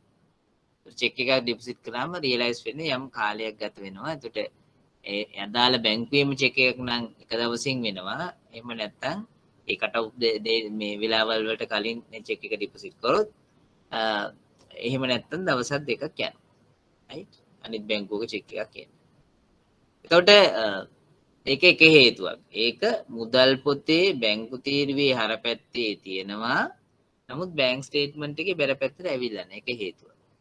දෙවෙනි එක තමයි මෙන්න මේ 300 අපි චෙක් එකක් නිකුත් කරලා තියෙනවා අපේ ණය හිමියෙකුට රුපියල් 300ක. ඒ චෙක් එක අදාළ ණය හිමියා ගෙවීමට ඉදිරිපත් කළා නැහැ. ගෙවීමට ඉදිරිපත් කරා නම් බැංකුවට එයා ගිහලා එයාගේ account එකේ ඔක ඩිපොසිට් කරා නම් අපේ account එකෙන් සල්ලි ඩෙබිට් වෙලා එයාගේ account එකට යන්න ඕනේ. එහෙම දෙයක් වෙලා නැහැ තාම. අපි බැංක් ස්ටේට්මන්ට් එක අපිට එවන දවස් වෙනකොට තාම මේ චෙක් එක ගෙවන්න ඉදිරිපත් වෙලා නැහැ. හිමියා ඉදිරිපත් කළා නැහැ. ඒක නිසා මේ මුදල් පොතේ බැරපැත්තේ තියෙනවා අපි චෙක් එක ඉෂු කරාම බැර කරන්න ඕනේ. ඒකේ වැරද්දක් නැහැ. වැරද්දක් නැහැ මෙතන. හැබැයි බැංකුවට තාම මේ චෙක් එක ඉදිරිපත් වෙලා නැහැ. බැංකුවට ඉදිරිපත් වුණා නම් මුදල් පොතේ මේ බැංකු ප්‍රකාශනයේ මෙන්න මේ හරපැත්තේ තියෙන්න ඕනේ ඒක චෙක් එක කිව්වා කියලා. අපේ සල්ලි අඩු වෙනවානේ. right? ඒක තමයි ඒකත් වැරැද්දක් නෙමේ. ඒක තාම කාලය අනුව විසඳෙන්න ඕන දෙකක්. මේ මුදල් පොතේ සටහන් වෙලා තියෙන බැංකු ප්‍රකාශනයට ඇවිල්ලා නැති අයිටම දෙකම ගත්තාම ඒවා වැරදි නෙමේ. එකක් ගත්තොත් එහෙම චෙක් එක ඩිපොසිට් කරලා තියෙනවා තාම රියලයිස් වෙලා නැහැ. අනිත් එක චෙක් එක ඉෂුව කරලා තිනවා තාම ඒක ගෙවීමට ඉදිරිපත් වෙලා නැහැ. මේ දෙකම වැරදි නෙමේ අපි වැරද්දක් කළා නැහැ. නමුත් ඒ හේතු දෙක බලපාලා තිනවා මේ වෙනසට. ඒතට ඒක කාලය අනුව ඒ වෙනස් වෙලා යයි. එක චෙක් එක රියලයිස් වුණ ගමන් ඒක නැති වෙලා යයි. දෙක චෙක් එක ගෙවීමට ඉදිරිපත් කරපු ගමන් ඒක නැති වෙලා යයි. එතකොට ඒ කාරණා දෙක අර කාලය අනුව වෙනස් වෙන්න තියෙන අයිතම දෙකක්. දවසකින් දෙකකින් සමහර වෙලාවට ඒක සම්පූර්ණයෙන්ම නැති වෙලා යන්න පුළුවන්. ඒවා වැරදි නෙමෙයි. ඒතට ඒවා වෙනස් වීමට බලපෑපු හේතු විතරයි. ඒතට ඒ වගේ දේවල් අපි කරන්නේ වෙනස් වීමට බලපෑපු හේතු හැටියට අපි බැංකු සැස්තුම් පත්‍රය හදද්දී ඒක ගන්නවා. right? ඊළඟට අපි දැක්කා අපේ මුදල් පොතේ බැංකු තීරුවේ සටහන් වෙලා නැති අයිතම දෙකක් බැංකු ප්‍රකාශනයේ ඇවිල්ලා තියෙනවා. එක අයිතමයක් තමයි කෙලින්ම රුපියල් 200ක් ඩිපොසිට් කරලා තියෙනවා කවුරු හරි. අපි දන්නේ නැති කෙනෙක් කෙලින්ම ඩිපොසිට් කරලා තියෙන රුපියල් 200ක්. right? ඊළඟට චෙක් පොත් ගාස්තු සහ බැංකු ගාස්තු කියලා තව රුපියල් 50ක් අපෙන් කපාගෙන තියෙන account එකකින්. අපි දන්නේ නැහැ ස්ටේට්මන්ට් එක ආවට පස්සේ තමයි දන්නේ. ඒතර ඒවා අපේ පොතට ගන්න ඕනේ. අපේ මුදල් පොතට ගන්න ඕන අයිටම දෙකක් ඔය තියෙන්නේ. අපි දන්නේ නැතුව වෙච්ච දෙයක් ඒක. right? ඒකට අපි අපේ මුදල් පොත ඇඩ්ජස්ට් කරගන්න ඕනේ. ඒකට ඒ සඳහා අපි සංශෝධිත මුදල් පොතක් හදලා ඔය ඇඩ්ජස්ට්මන්ට් එක ගන්නවා. එතකොට මේක අපි ඉස්සෙල්ලම මෙන්න මේ බැංක් ස්ටේට්මන්ට් එකේ තියෙන අපේ මුදල් පොතේ සටහන් වෙලා නැති ගනුදෙනු ගත්තාම ඒවා ඉස්සෙල්ලා අපේ සංශෝධිත මුදල් පොතට ගන්න ඕනේ. සංශෝධිත මුදල් පොතට ගන්න. සංශෝධිත මුදල් පොතට ගත්තට පස්සේ අලුත් මුදල් පොතේ ශේෂය බේස් කරගෙන අපි අපේ බැංකු සැසඳුම් පත්‍රයක් හදලා අර తాවකාලිකව නිවැරදි වෙන්න තියෙන වැරදි නෙමෙයි ඒවට කියන්නේ ඒ කරුණු අපේ මේ බැංකු සැසඳුම් පත්‍රයට ගන්න. අපි බලමු කොහොමද ගාන හදන්නේ කියලා. මේ ගානම ගත්තොත් එහෙම කොහොමද හදන්නේ කියලා අපි බලමු. right. මේ ගාන ගත්තාම කොහොමද හදන්නේ? අපි ඉස්සෙල්ලම මෙන්න මේ 250 එලින්ම අපේ account එකට කෙනෙක් ඩිපොසිට් කරලා තියෙනවා. ණය හිමියෙක් අපිට කියන්නේ ණය ගැතියෙක් අපිට කියන්නේ නැතුව එයා සල්ලි කෙලින්ම අපේ account එකට දාලා. බැංක් ස්ටේට්මන්ට් එක ආවට පස්සේ තමයි අපි ඒක දැනගත්තේ. ඊළඟට බැංකුව අපේ account එකෙන් රුපියල් 50ක් charge කරලා තිනවා මේ බැංකු ගාස්තු සහ චෙක් පොත් ගාස්තු කියලා. ඒකත් බැංක් ස්ටේට්මන්ට් එක ආවට පස්සේ තමයි දන්නේ අපි. right. ඒ දෙක අපි අපේ මුදල් පොතේ හදා ගන්න ඕනේ. ඉස්සෙල්ලාම අපි මුදල් පොත ඇඩ්ජස්ට් කරනවා. මේ තියෙන සංශෝධිත මුදල් පොත කියලා. ඒක පටන් ගන්න අපේ මුලින්ම තිබ්බ ශේෂයෙන්. අපිට ගානේ දුන්නන්නේ ශේෂයක් මේ තියෙන අවසාන ශේෂය. දැනට තියෙන මුදල් පොතේ ශේෂය ගන්නවා. මුදල් පොතේ බැංකු තීරුවේ ශේෂය 400න් තමයි අපි පටන් ගන්නෙ. ඒක දාලා අර ණය ගැතියෙක් අපිට ගෙලින්ම account එකට දාලා තිබ්බනේ 200ක්. ඒතර අපේ මුදල් පොත අපි හර කරලා අදාළ ණය ගැතියාගේ ගිණුම බැර කරන්න ඕනේ. මුදල් පොත හර කරලා 200ක් ණය ගැතියාගේ ගිණුම බැර කරන්න ඕනේ 200ක්. ණය ගැතියාගේ ගිණුම බැර කරන්න ඕනේ 200ක්. ඊළඟට දෙවනුව අපේ බැංකු ගිණුම charge කරලා තිබ්බා රුපියල් 50ක ශේෂය චෙක් පොත් ගාස්තු සහ බැංකු ගාස්තු කියලා. ඒකත් අපේ වියදමක් හැටියට අපේ බැංකු සහ චෙක් පොත් ගාස්තු කියලා ගිණුමකට හර කරනවා වියදමක් හැටියට. ඒක බැර කිරීම වෙනවා අපේ මුදල් පොතට. මුදල් පොතේ බැංකු තීරුව බැර කරනවා 50ක් බැංකු සහ චෙක් පොත් ගාස්තු කියලා. right. අලුත් ශේෂය එනවා. දැන් අපේ අලුත් ශේෂය වෙන්නේ 550යි. 400ට 200ක් එකතු වෙනවා 50ක් අඩු වෙනවා. එනු 550යි තමයි අලුත් ශේෂය. 550යි.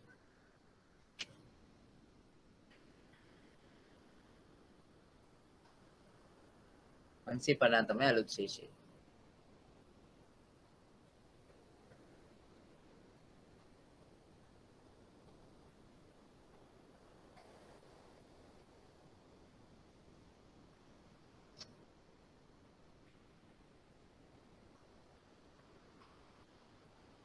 right. එතකොට මෙන්න මේ 550 ගත්තාම 550 සමාන වෙන්නේ නෑනේ අලුතෙන් අපේ බැංක් ස්ටේට්මන්ට් එකේ ශේෂය තියෙන්නේ 750යි. නමුත් දැන් මේ සංශෝධිත මුදල් පොතට අපි ගත්තේ මෙන්න මේ 200යි 50යි කියන කෑලි දෙක විතරයි. right? ඒකට තව ඊළඟ ස්ටෙප් එකට ගිහිල්ලා අපි දැන් ඔන්න ඔය 550 ශේෂය බේස් කරගෙන බැංකු සැසඳුම් පත්‍රයක් හදන්න ඕනේ. බැංකු සැසඳුම් පත්‍රයක්. කොහොමද බැංකු සැසඳුම් පත්‍රය හදන්නේ? කාරණා දෙකක් තියෙන අපි ගත්තේ නැති. එකක් තමයි මෙන්න මේ කාරණා දෙක. එකක් තමයි අපි ඩිපොසිට් කරා රුපියල් 100ක්. ඒක තාම අපේ account එකට ඇවිල්ලා නැහැ, රියලයිස් වෙලා නැහැ. තව එකක් තියෙනවා චෙක් එකක් ඉෂුව කරා රුපියල් 300ක. ඒක තාම ගෙවීමට ඉදිරිපත් වෙලා නැහැ. ඔන්න ඔය කාරණා දෙක අපි අරගෙන ඉවල බැංකු සැසඳුම් පත්‍රයක් හදන්න ඕනේ. මේ තියෙන්නේ ඒ හදන බැංකු සැසඳුම් පත්‍රය. අපි පටන් ගන්න බැංකු සැසඳුම් පත්‍රය හදන්න සංශෝධිත මුදල් පොතේ ශේෂය 550න්. 550ක් තියෙනවනේ සංශෝධිත මුදල් පොතේ ශේෂය. අපි දැන් අන්තිමට හැදුවේ මේ තියෙන්නේ 550 තමයි අලුත් ශේෂය. ඒකෙන් පටන් ගන්නවා. එතකොට කාරණා දෙකක් තියෙනවා. අපේ මේ ශේෂයයි බැංක් ස්ටේට්මන්ට් එකේ ශේෂය වෙච්ච 750යි සංසන්දනය කරන්න ගියා. මොකද්ද තියෙන කාරණා දෙක? එක තමයි අපි චෙක් එකක් ඩිපොසිට් කරා. ඒක තාම බැංකුවට ඇවිල්ලා නැහැ. එතකොට තව එකක් තමයි චෙක් එකක් ඉෂුව කරා. ඒක තාම බැංකුවට ගෙවීමට ඉදිරිපත් කළා නැහැ. right? එතන මුලින්ම ගත්තොත් එimhe අර ඉෂුව කරපු චෙක් එක, නිකුත් කරපු චෙක් එක ගෙවීමට ඉදිරිපත් නොක අපි ණය හිමියෙකුට චෙක් එකක් නිකුත් කරා. එතන ණය හිමියෙකුට චෙක් එකක් නිකුත් කරාම අපේ මුදල් පොතේ බැංකු තීරුව බැර කරගන්න එකේ කිසිම වැරද්දක් නැහැ. ඒක තමයි හරි විදිය. එතන ණය හිමියාව අපි හර කරලා මුදල් පොතේ බැංකු තීරුව අපි බැර කරගන්න. ණය හිමියාව හර කරලා මුදල් පොතේ බැංකු තීරුව බැර කරගන්න. right?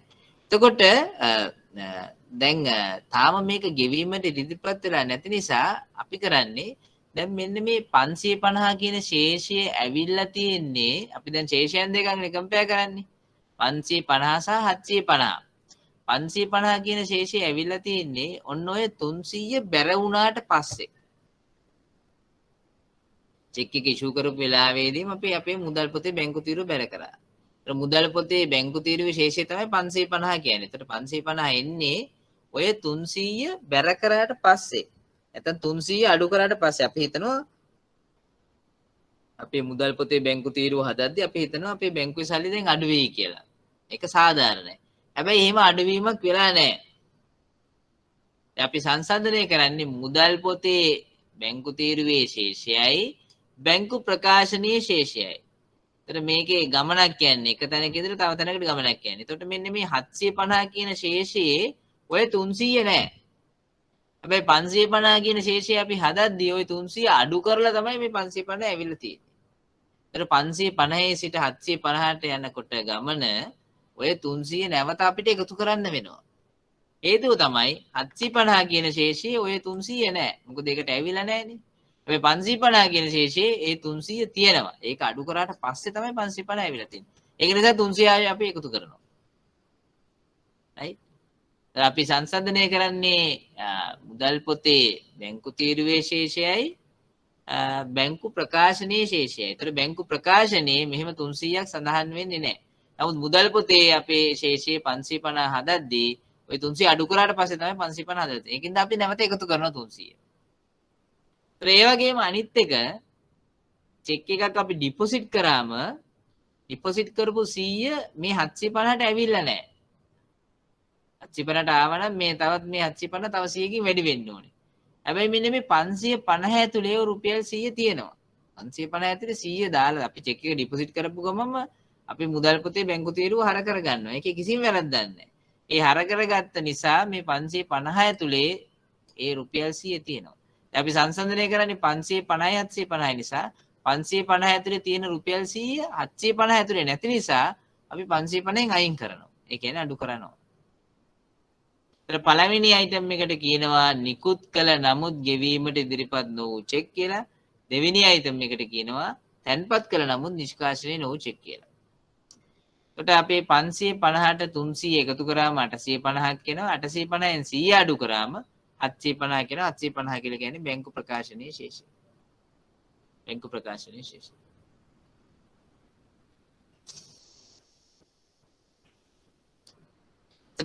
බැංකු සැසඳුම් පත්‍රයක් හදද්දී ඉස්සෙල්ලාම අපි ශේෂය වෙනස් නොවීමට බලපෑපු හේතු හොයාගන්න. ඒ හේතු හොයාගත්තේ අපි 4 විදියකට තමයි මේ හේතු හොයාගන්නේ. පළවෙනි විදිය තමයි මුදල් පොතේ බැංකු තීරුවේ හරපැත්තේ සටහන් වෙලා තියෙන නමුත් බැංකු ප්‍රකාශනයේ බැරපැත්තේ නැති ඒවා. ඒ වගේම මුදල් පොතේ බැංකු තීරුවේ බැරපැත්තේ සටහන් වෙලා තියෙන බැංකු ප්‍රකාශනයේ හරපැත්තේ සටහන් වෙලා නැති ඒවා. ඊළඟට තව කාරණයක් තමයි බැංකු ප්‍රකාශනයේ හරපැත්තේ තියෙන නමුත් මුදල් පොතේ බැරපැත්තේ සටහන් වෙලා නැති ඒවා. ඒ වගේම බැංකු ප්‍රකාශනයේ බැරපැත්තේ සටහන් වෙලා තියෙන මුදල් පොතේ හරපැත්තේ සටහන් වෙලා නැති ඒවා. මේ ගානටම මායි ගියොත් ඒ උදාහරණෙට මායි කියන්නේ දැන් මේ රුපියල් 100 ගත්තොත් මුදල් පොතේ හරපැත්තේ තියෙනවා නමුත් බැංකු ප්‍රකාශනයේ නෑ. ඒක වෙනස් වීමට එක හේතුවක්. මේ 300 ගත්තා මුදල් පොතේ බැරපැත්තේ තියෙනවා නමුත් බැංකු ප්‍රකාශනයේ හරපැත්තේ නෑ. ඒ වගේම අනිත් පැත්තට බැංක් ස්ටේට්මන්ට් එකේ බැරපැත්තේ තියෙනවා 200 නමුත් මුදල් පොතේ හරපැත්තේ නෑ.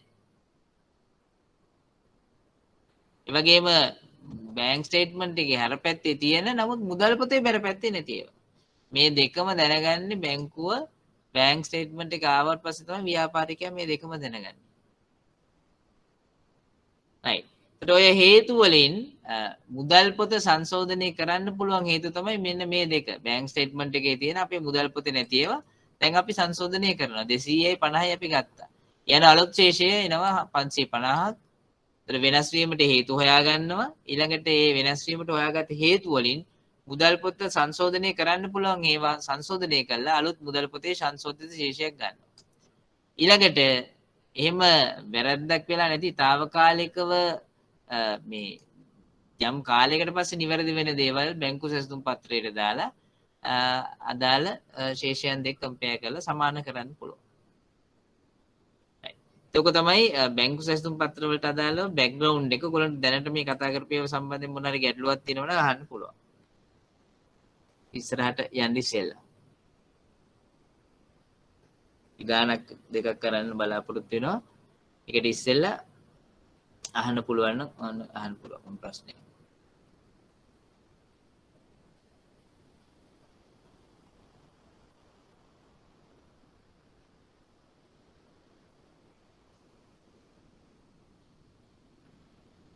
ගැටලුවක් නැද්ද?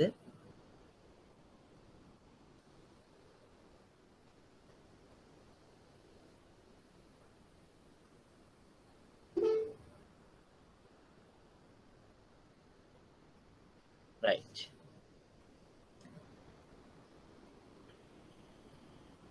හරි එහෙනම් අපි ගානක් හදන්න යන් එහෙනම් ඔයගොල්ලන්ට දීලා තියෙනවා මම දීලා තියෙන ටියුට් එක මම දාගන්නම් මෙතනට එන්න මේ ටියුට් එක ටියුට් නම්බර් ඔයගොල්ලන්ට මොන සතියේද දැම්මේ කියලා මට මතක නැහැ මෙතන 15 හරි 16 හරි සතියේ මගේ ටියුට් නම්බර් එකට අනුව 11 කියන ටියුට් එක එකේ ගානක් තියෙනවා බැංකු සැසඳුම් පත්‍ර 2019 මාර්තු මාසයට අදාළ සිල්වාගේ බැංකු ගිණුම් විස්තරය ඔහුට ලැබී ඇත. එදිනට මුදල් පොතේ බැංකු ශේෂය 14300ක් විය. එන්නේ සිල්වාගේ මුදල් පොතේ ශේෂය. මුදල් පොතේ බැංකු ශේෂය 14300ක් විය.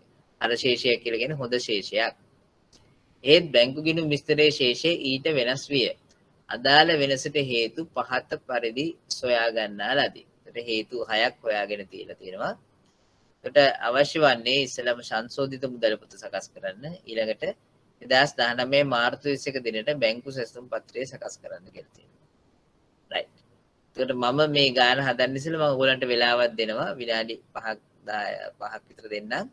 බලන්න ඔයගොල්ලන්ට ගාන ඉස්සෙල්ලා හදන්න පුළුවන්ද කියලා. වෙනසට බලපාපු හේතු ටික ඔක්කොම දීලා තියෙනවා. ඔයගොල්ලන්ට තියෙන්නේ ඉස්සෙල්ලාම මුදල් පොත රූල් කරලා 14300 කියලා එක ශේෂය දාලා මුදල් සංශෝධිත මුදල් පොතට දාන්න ඕනේ ඒවා ටික අපි ටක් ගාලා ඇඩ්ජස්ට් කරගන්න ඕනේ.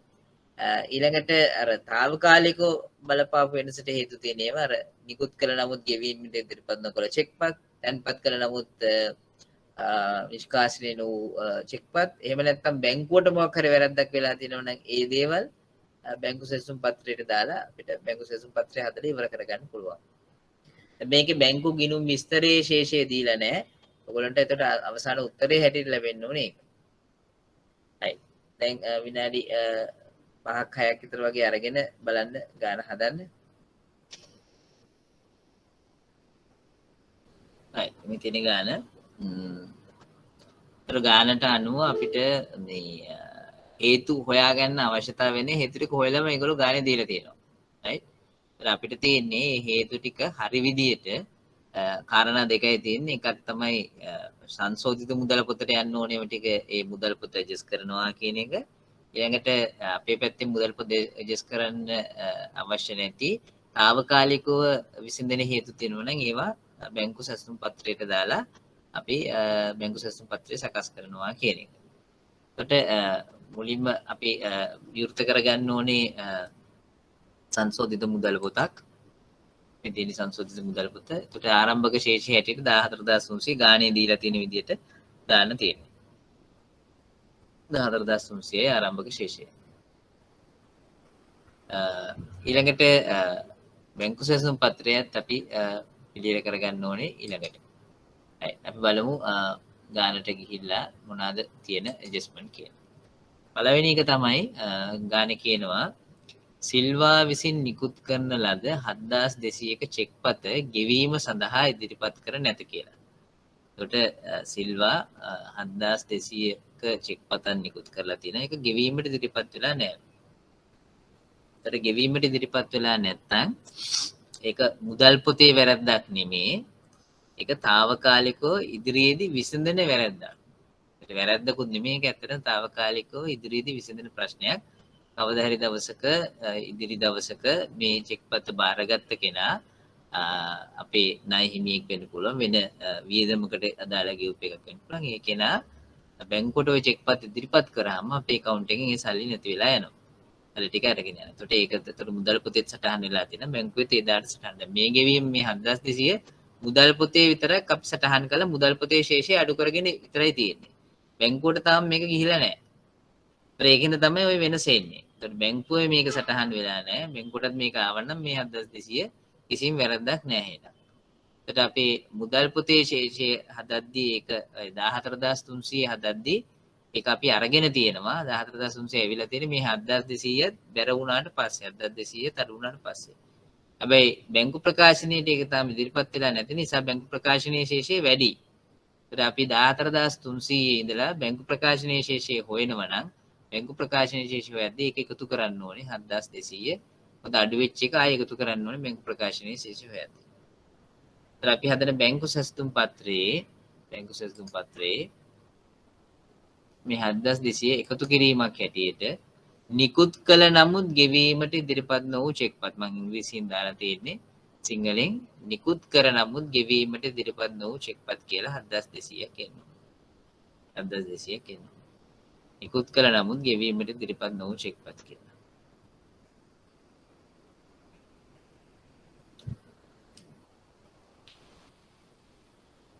නිකුත් කළ නමුත් ගෙවීමට ඉදිරිපත් නොවූ චෙක්පත්.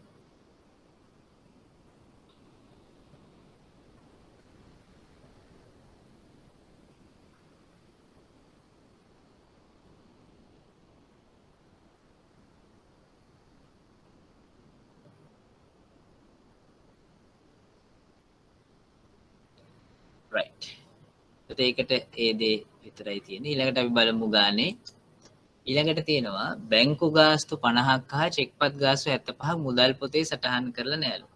අපිට තියෙන්නේ ඒක සටහන් කරන්න. ඒකට සංශෝධිත මුදල් පොත අපි රූල් කරගත්තා. සංශෝධිත මුදල් පොතේ තියෙනවා 14300. මේකට ඒක සටහන් කරන්න තියෙනවා. හරි ලේසි.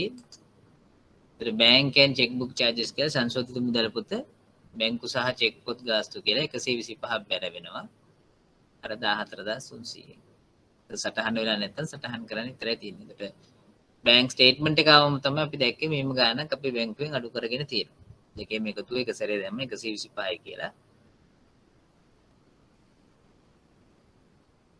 අපේ බැංකු සහ චෙක්පොත් ගාස්තු කියන වියදම් ගිණුම හර වෙලා මුදල් පොත බැර වෙන්න ඕනේ. මම රූල් කළා නෑ බැංකු සහ චෙක්පොත් ගාස්තු කියලා ගිණුමක් ඒක හර වෙලා මේ ගිණුම බැර වෙන්න ඕනේ.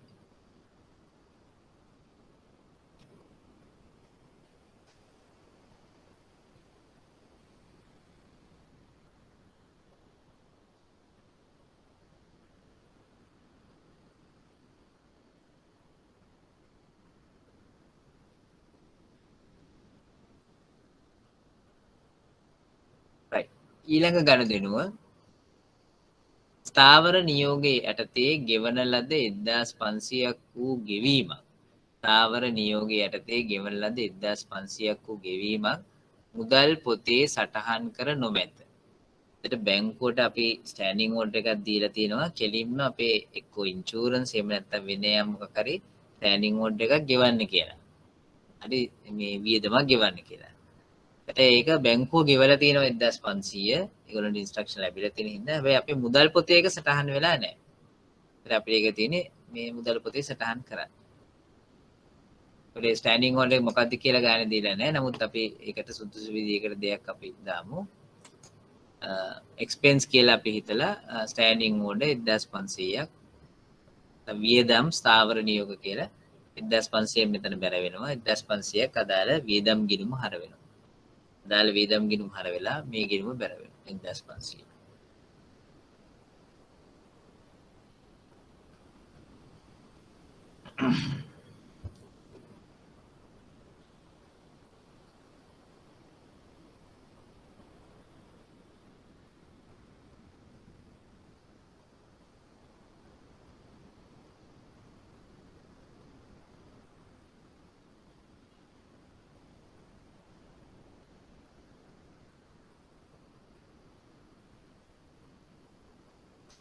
right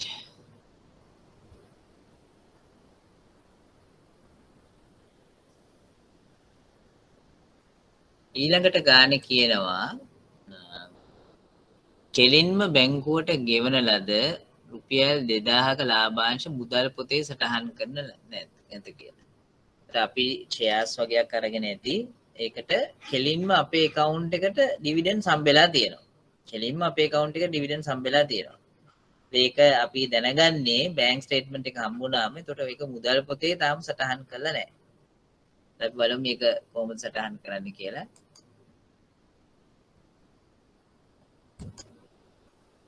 මුදල් පොත හර වෙන්න ඕනේ ලාභාංශ ආදායම් කියලා. ලාභාංශ ආදායම් ගිණුම බැර වෙන්න ඕනේ. මුදල් පොත හර වෙනවා ඩිවිඩන්ඩ්ස් කියලා නැත්නම් ලාභාංශ කියලා.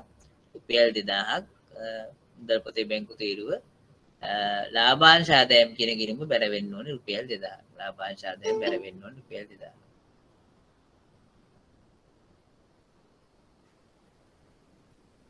right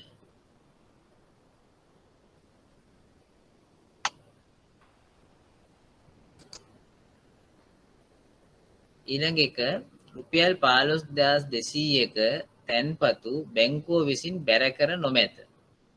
රුපියල් 15200ක තැන්පතු බැංකුව විසින් බැර කර නොමැත. ඒ කියන්නේ අපේ ඩිපොසිට් කරලා තියෙනවා 15200ක්. එතන අනිවාර්යයෙන්ම චෙක් පතක් තමයි වෙන්න ඕනේ. නැත්නම් කෑෂ් නම් ඒ වෙලාවෙම බැර කරනවනේ. right? ඒත් චෙක් එකකට අදාළව තැන්පතු 15200ක් බැංකුව තාම බැර කරලා නැහැ. ඒ කියන්නේ තාම රියලයිස් වෙලා නැති වෙයි චෙක් එක 15200ක. ඒත් තැන්පත් කරලා තියෙනවා නමුත් තාම රියලයිස් වෙලා නැහැ. නැත්නම් කියනවා නිෂ්කාශනය වෙලා නැහැ 15200. දැන් කෑෂ් ඩිපොසිට් එක ගන්න කෙලින්ම මේ වෙලාවෙම ක්‍රෙඩිට් එක වැටෙන්න ඕනේනේ. නමුත් මේක චෙක් පතක් තමයි ඩිපොසිට් කරලා තියෙන්නේ. ඒක තාම නිෂ්කාශනය වෙලා නැහැ. නැත්නම් රියලයිස් වෙලා නැහැ. ඒක නිසා තාම අපේ බැංකුවේ accounts වලට ඇවිල්ලා නැහැ. නමුත් අපි 15200 තැන්පත් කරන වෙලාවේදීම අපේ මුදල් පොතේ බැංකු තීරුව අපි හර කරගෙන අපේ බැංකු ශේෂය වැඩි කරගෙන තියෙනවා.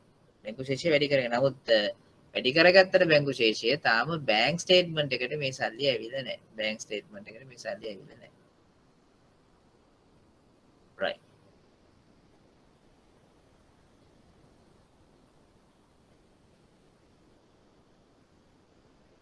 බලමු මේක කොහොම සටහන් වෙන්නේ කියලා. ඒතර ඒක මුදල් පොතේ වැරද්දක් නෙමෙයි. ඒක බැංකු සෙස්තුම් පත්‍රය හදද්දී අපි ගන්න ඕනේ.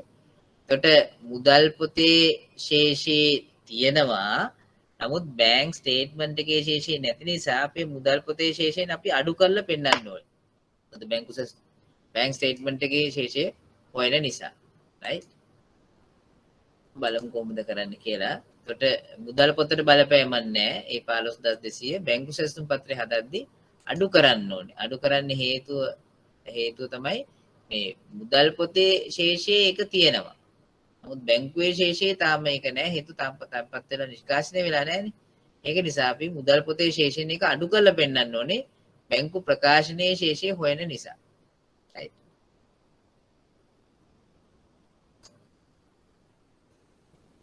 එකට 6 සිල්වා මහත්මියට නිකුත් කරන ලද 750ක චෙක් පතක් වැරදීමකින් අවලංගු වූ ලෙස සලකා මුදල් පොතේ ආපසු ලියා හර කර ඇත. ඉස්සෙල්ලම සිල්වගේ නෝනට චෙක් එකක් ලියනවා. එතකොට මුදල් පොත බැර වෙලා අපිට ඒක දාන්න වෙන්නේ සිල්වගේ නෝන නිසා ගැනිලි කියලා. ගැනිලි කියලා ගිණුමකට හර වෙලා ඇති. හැබැයි මේගොල්ලෝ හිතනවා ඒක අවලංගුවා කියලා හිතලා ඒක ආයි රිවර්ස් කරලා. ඒ කියන්නේ ගැනිලි ගිණුම ආයි බැර කරලා මුදල් පොත ආයි බැංකු තීරුව හර කරන්න නැති. ආයි තිබ්බ තත්ත්වෙටම ගේන්නේ නැති. මුලින්ම මුදල් පොත බැර කරලා ගැනිලි ගිණුම හර කරා. ආයි ඒක අවලංගු වාසියෙන් සලකලා ගැනිලි ගිණුම ආයි බැර කරලා මුදල් පොත ආයි හර කරලා නැති බැංකු තීරුව. දැන් නල් ඇන්ඩ් වොයිඩ් කරලා තියෙන්නේ. හැබැයි බැංකුව විසින් අදාළ චෙක් පත වෙනුවෙන් ගෙවීම කරලා තියෙනවලු. මේකට ගෙවීම කරලා තියෙනවා. එහෙනම් අපි මුදල් පොතේ මේක ආයි සටහන් කරන්න ඕනේ. කොහොමද සටහන් කරන්නේ? ආයි ගැනිලි ගිණුම හර කරලා මුදල් පොතේ බැංකු තීරුව බැර කරන්න ඕනේ. බලමු කොහොමද කරන්න කියලා. අපි ගැනිලි කියලා සංශෝධිත මුදල් පොත බැර කරන්න ඕනේ 750. ගැනිලි ගිණුම හර කරන්න ඕනේ 750. ඒක බැංකු සැසඳුම් පත්‍රයට බලපාන්නේ අපේ සංශෝධිත මුදල් පොත අපි ඇඩ්ජස්ට් කරගන්න ඕනේ.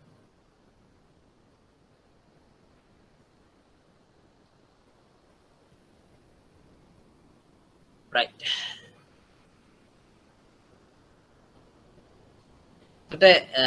ඊළඟට බලමු තව මොන හරි තියෙනවද? එච්චරයි තියෙන්නේ. දැන් අපිට තියෙන්නේ තුලනය කරන්න. එතකොට අපි තුලනය කරද්දි ඉස්සෙල්ලාම සංශෝධිත මුදල් පොත තුලනය කරලා බැලන්ස් එක ගන්න. හර පැත්තේ එකතුව තියෙනවා 16300යි. මේ නිවැරදි කිරීම වලට පස්සේ පෙර පැත්තට දාලා අදාළ වෙනස ගත්තාම 13925ක ශේෂයක් එනවා. 13925ක ශේෂයක් එනවා. ඒ ශේෂය ගෙනියන්න අපේ බැංකු සැසඳුම් පත්‍රයට. සංශෝධිත මුදල් පොතේ ශේෂය කියලා 13925 දැම්මට පස්සේ 7200ක් එකතු කරන්න 15200ක් අඩු කරන්න. 7200 එකතු කරනවා 15200 අඩු කරනවා. එතකොට උත්තරේ එනවා බැංකු ප්‍රකාශනයේ අනුව ශේෂය 5925යි. බැංකු ප්‍රකාශනයේ අනුව ශේෂය 5925යි. right. අපි බැංකු සැසඳුම් පත්‍ර වලට අදාළ කරපු පළවෙනි ගාන ඔයගොල්ලන්ට මේ ගාන සම්බන්ධයෙන් මොන හරි ගැටලු තියෙනවා නම් අහන්න පුළුවන් දැන්. හරි ගැටලු තියෙනවා නම් අහන්න පුළුවන්.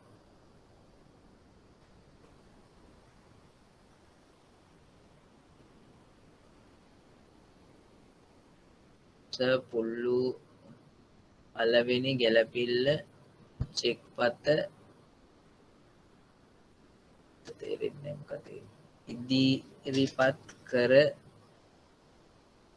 ඇද්ද නැද්ද? මේ ගානට දදර්ස අන්තිම ගැලපිල්ල ආයේ කියන්නකෝ. මේ ඉන්නුරි කියන කෙනාගේ සහ 6 වෙනි එක ආයි පාරක් කියන්නකෝ. 6 වෙනි එක රයිට් ඕකේ. හයවෙනි ගැලපිල්ල කිව්වේ මේ සිල්වගේ මහත්මියගේ එක. ඒතර ඒකෙදි මුලින්ම චෙක් එකක් ඉෂුව කරනවා සිල්වගේ නෝනට. සිල්වා කියන්නේ ව්‍යාපාරයේ අයිතිකරු. ඒකට එයාගේ නෝනා චෙක් එකක් ඉෂුව කරාම ඒක ගැනිලි හැටියට අපි සලකන්න ඕනේ. අයිතිකරු හෝ එයාගේ නෝනා හරි ළමයි හරි ගන්න වියදම. එතකොට චෙක් එකක් ඉෂුව කරනකොට මුදල් පොතේ ලියලා තියෙනවා මුදල් පොත බැර කරලා ගැනිලි ගිණුම හර කරනවා. මුදල් පොත බැර කරලා ගැනිලි ගිණුම හර කරනවා. මුදල් පොතේ චෙක් එකක් නිසා මුදල් පොතේ බැංකු තීරුව තමයි බැර වෙන්නේ. බැර වෙලා ගැනිලි ගිණුම හර කරනවා. ඊට පස්සේ ආරංචියක් එනවා මේ චෙක් එක අවලංගු වුණා කියලා. ඒක මේගොල්ලෝ රිවර්ස් කරලා තිනවා මුදල් පොත. කොහොමද රිවර්ස් කරන්නේ? ගැනිලි ගිණුම ආයි බැර කරලා මුදල් පොතේ බැංකු තීරුව ආයි හර කරනවා. එතකොට දැන් මුකුත් තුනේ නෑ වගේ තත්ත්වයට ගෙනාලා දෙනවා. හැබැයි ගානේ කියනවා බැංකුව විසින් අදාළ චෙක්පත වෙනුවෙන් ගෙවීම් කළා තියනවලු. ඒ කියන්නේ මේකට ගෙවීම් කරලා. ඇත්තටම අවලංගු වෙලා නැහැ. එතකොට එහෙනම් ආයි අපි ගේන්න ඕනේ මේ account එකට මේ වෙච්ච ගණදෙනුව. මොකද්ද ගණදෙනුව? සිල්වාගේ ගැනිලි. එතකොට සිල්වාගේ ගැනිලි නම් ගැනිලි ගිණුම හර කරන්න ඕනේ. මුදල් පොතේ බැංකු තීරුව බැර කරන්න ඕනේ. චෙක් එකක් ගත්ත නිසා. ඔච්චර තමයි. තව මොන හරි තියෙනවද ගැටලු? ඒකේ මොකක්ද අමාරු මට එච්චර ලොකුට තේරුන්නේ නැහැ. එච්චර අමාරුයි කියලා. පළවෙනි ගැළපිල්ල වැරදි නේද සර්? මොකද්ද පළවෙනි ගැළපිල්ල? කොහොමද කරේ පළවෙනි ගැළපිල්ල? මොකද්ද පළවෙනි ගැළපිල්ල කියන්නේ? සිල්වා විසින් නිකුත් කරන ලද 7200 චෙක්පත ගෙවීම සඳහා ඉදිරිපත් කර නොමැත. එතකොට 7200 චෙක්පත ගෙවීම සඳහා ඉදිරිපත් කර නැත්නම් මේක මුදල් පොතේ වැරද්දක් නෙමේ. මේක తాවකාලිකව මේ ශේෂයන් දෙක වෙනස් නොවීමට බලපාපු කාරණයක්. తాවකාලිකව බලපාපු කාරණේ අපි ගෙනියන්න ඕනේ බැංකු සැසඳුම් පත්‍රයට. කොහොමද අපි බැංකු සැසඳුම් පත්‍රයට ගෙනියන්නේ? මෙන්න මේක තමයි කරපු දේ 7200. කොහොමද අපි බැංකු සැසඳුම් පත්‍රයට ගෙනියන්නේ? මෙන්න මේ 7200 නිකුත් කරලානේ චෙක් එක. එතකොට මේ 13925 නැත්තම් මුදල් පොතේ ශේෂයේ අපි අඩු කරලා තියෙන්නේ. මුදල් පොතේ ශේෂයෙන් අපි අඩු කරලා තියෙන්නේ. චෙක් එකක් ඉෂුව කරනකොට මුදල් පොත බැර කරනවා. ඒතර බැර කරනවා කියලා කියන්නේ මුදල් පොතේ ශේෂයක් තියෙනවා නම් ඒක අඩු වෙනවා මුදල් පොත ව්‍යාපාරිකයාගේ පැත්තෙන්. හැබැයි තාම චෙක් එක ඉදිරිපත් වෙලා නැහැ කියලා කියන්නේ බැංකුවට මෙන්න මේ අවසාන ශේෂය බැංකු ප්‍රකාශනයේ ශේෂයට ඒක එන්නේ නැහැ. ඒක ඇවිල්ලා නැහැ. ඒක ආවනම් කිසිම ගැටලුවක් නැහැ. 7200ත් අපි මුදල් පොතේ දීලා තිනවා බැංකු ප්‍රකාශනයේ දීලා තිනවා. ඒතර 7200 කියන එක අපේ සංශෝධිත නැත්නම් මුදල් පොතේ ශේෂයේ අඩු කරාට පස්සේ තමයි ওই මුදල් පොතේ ශේෂය ඇවිල්ලා තියෙන්නේ. ඒතර ඒක නිසා බැංකු ප්‍රකාශනයේට ඒක ඇවිල්ලා නැති නිසා අපි මොකද කරන්නේ? 7200 නැවත එකතු කරන්න වෙනවා. එහෙම දෙයක් උනේ නෑ වගේ නැවත එකතු කරන්න වෙනවා. අපේ බැංකු ප්‍රකාශනයේ ශේෂය හොයාගද්දි. right? ඒක නිසා ඒක එකතු කිරීමක් කරන්න වෙනවා. ඒකේ අනිත් පැත්ත තමයි චෙක් එකක් ඩිපොසිට් කරාම ඒක රියලයිස් වෙලා නැත්නම් නිෂ්කාශනය වෙලා නැත්නම්. ඒ වගේ ඒවා මුදල් පොතේ ශේෂය වැඩි එතකොට. ඒක ඇතුලේ තියෙනවා. හැබැයි බැංකුවට ඇවිල්ලා නැහැ තාම. එහෙනම් ඒක ඇතුලේ නැහැ. එහෙනම් ඒක අඩු කරන්න ඕනේ. ඒතර එකතු කරන්න ඕනද අඩු කරන්න ඕනද කියන එක ඒක සාමාන්‍ය දැනීම සම්බන්ධ ගැටලුවක්. ඒක ගිණුම් කරන්නේ නෙමෙයි. මම හිතනවා ඔයගොල්ලන්ට දැන් තේරෙනවා ඇති කියලා.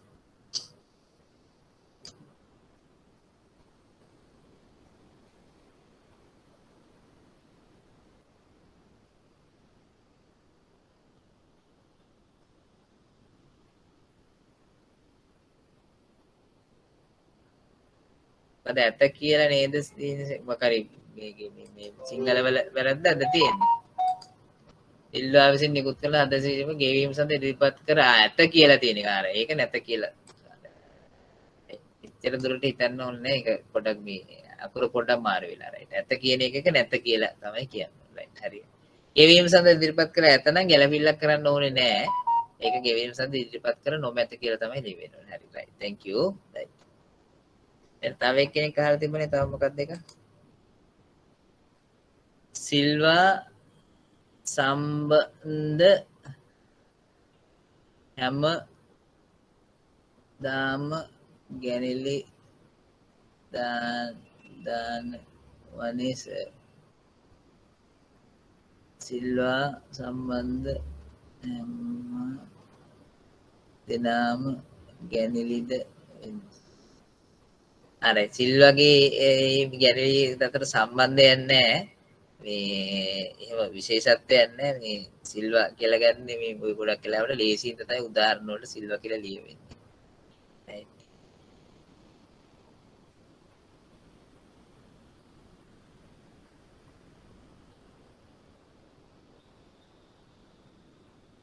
වෙන මොන හරි ගැටලු තියෙනවද?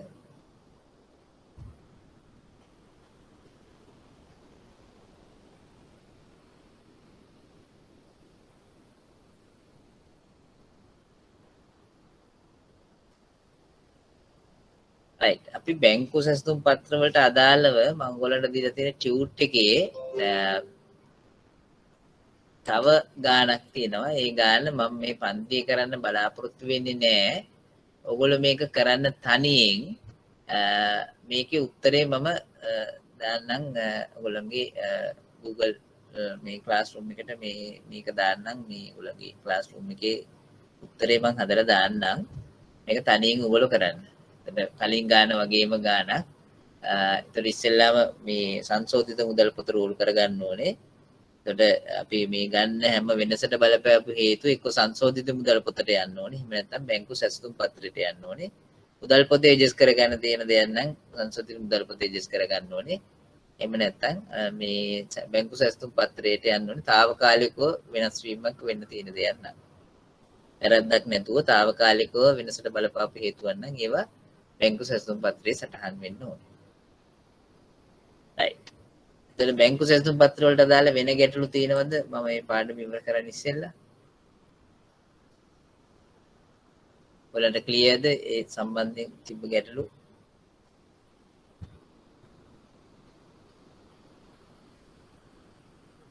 right. බැංකු සැසඳුම් පත්‍ර ඕන තරම් ඇති ඔයගොල්ලෝ A level වලට කොමර්ස් කරපු කෙනෙක්ගෙන් එහෙම නැත්නම් O level වලට කොමර්ස් කරලා කොමර්ස් සබ්ජෙක්ට් එකේ කරපු කෙනෙක් ඉන්නවා නම් ඒ ඕන කෙනෙක්ගෙන් ඉල්ලගෙන බැංකු සැසඳුම් පත්‍ර වලට අදාළ ඕන තරම් උදාහරණ තියෙනවා. ඒවා කරන්න අරගෙන කරන්න මොන හරි ගැටලු තිබ්බොත් අහන්න පුළුවන්. right. අපි යමු එහෙනම් ඊළඟ කොටස් වලට.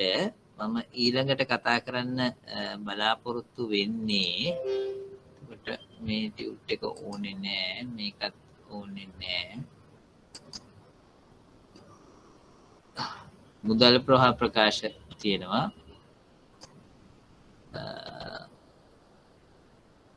කොට බලපැවැත්වෙන රෙගුලාසි කියලා තියෙනවා. මුදල් ප්‍රවාහ ප්‍රකාශ තියෙනවා. ඉලුම් කරන සංකල්ප තියෙනවා. මුදල් ප්‍රවාහ ප්‍රකාශ. right. අපි තියෙන වෙලාවත් එක්ක අපි මුදල් ප්‍රවාහ ප්‍රකාශ කියන පාඩම පටන් ගමු.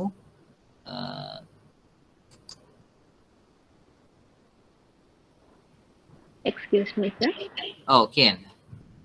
sir ගැනිලි කියන්නේ හිමිකරු විසින් ගන්න දේවල් වුණාම දැන් අතන ගානේ තියෙන්නේ සිල්වගේ වයිෆ් ගැනිලි කියලානේ. එතකොට සර් දැන් සිල්වා සම්බන්ධ මං කලින් ඇහුවේ එකයි මේ සිල්වා සම්බන්ධ වුණම කෙනෙක් ගන්න දෙයක් ගැනිලි වශයෙන්ද සැලකන්නේ? පුළුවන්. එහෙම තමයි ගන්න වෙන්නේ. මොකද අපි දැන් සිල්ලාගේ නෝනා හරි පුතා හරි සම්බන්ධ වෙන්නේ සිල්වා හින්දානේ. එතකොට ඒගොල්ලොත් එක්ක ව්‍යාපාරයට වෙන සම්බන්ධයක් නැහැ. දැන් ඒගොල්ලෝ ව්‍යාපාරේ කස්ටමර් කෙනෙක් නම් ඔන්න හරි. නැත්තම් දැන් සිල්ලාගේ නෝනට චෙක් එකක් ලියලා දෙන්නේ සිල්ලා ව්‍යාපාරයට බඩු දාලා ඒ වගේ දෙයක් ඉද සිල්ලාගේ නෝනට චෙක් එකක් ලියලා දෙනවා නම් කමක් නැහැ. ඒතර තියෙන ව්‍යාපාරික සම්බන්ධයක්. හරිද?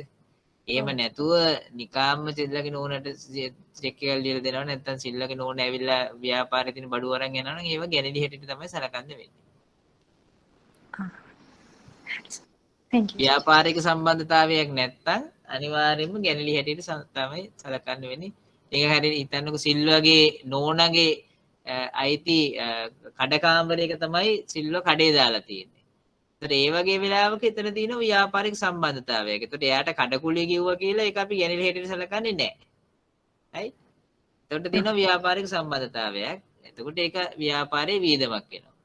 හැබැයි සිල්වාගේ අර තියෙන සම්බන්ධතාවයේ මත ව්‍යාපාරයෙන් යම් දේවල් ගන්නවා නම් මුදල් ගන්නවා නම් භාණ්ඩ ගන්නවා නම් ඒව ඔක්කොම සිල්වා ගත්තත් සිල්වාගේ නෝනා ගත්තත් සිල්වාගේ අම්මා ගත්තත් සිල්වාගේ ආච්චි ගත්තත් ඔය ඔක්කොම වැටෙන්නේ ගැනලි හැටියට තමයි.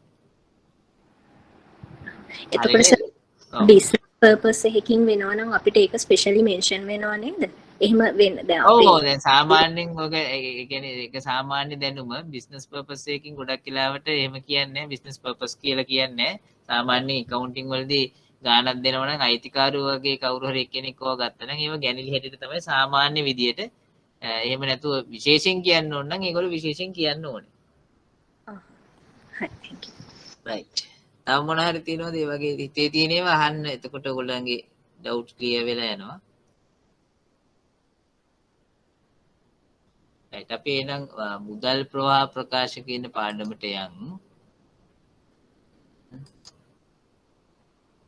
මේකට අදාළ ටියුට් එකක් මම දීලා තියෙනවා. ටියුට් 12 වෙනි සතියේ කියලා තමයි තියෙන්නේ ටියුට් නම්බර් 12 වෙන්නේ නැති. හැබැයි මේක අප්ලෝඩ් කරලා ඇත්තේ වෙන සතියක වෙන්නේ නැති. ඊට අමතරව ප්‍රසන්ටේෂන් එකකුත් ඇති. cash flow statement අරමුණු මේකේ තියෙන අරමුණු. මේක උදාහරණයක් තියෙනවා.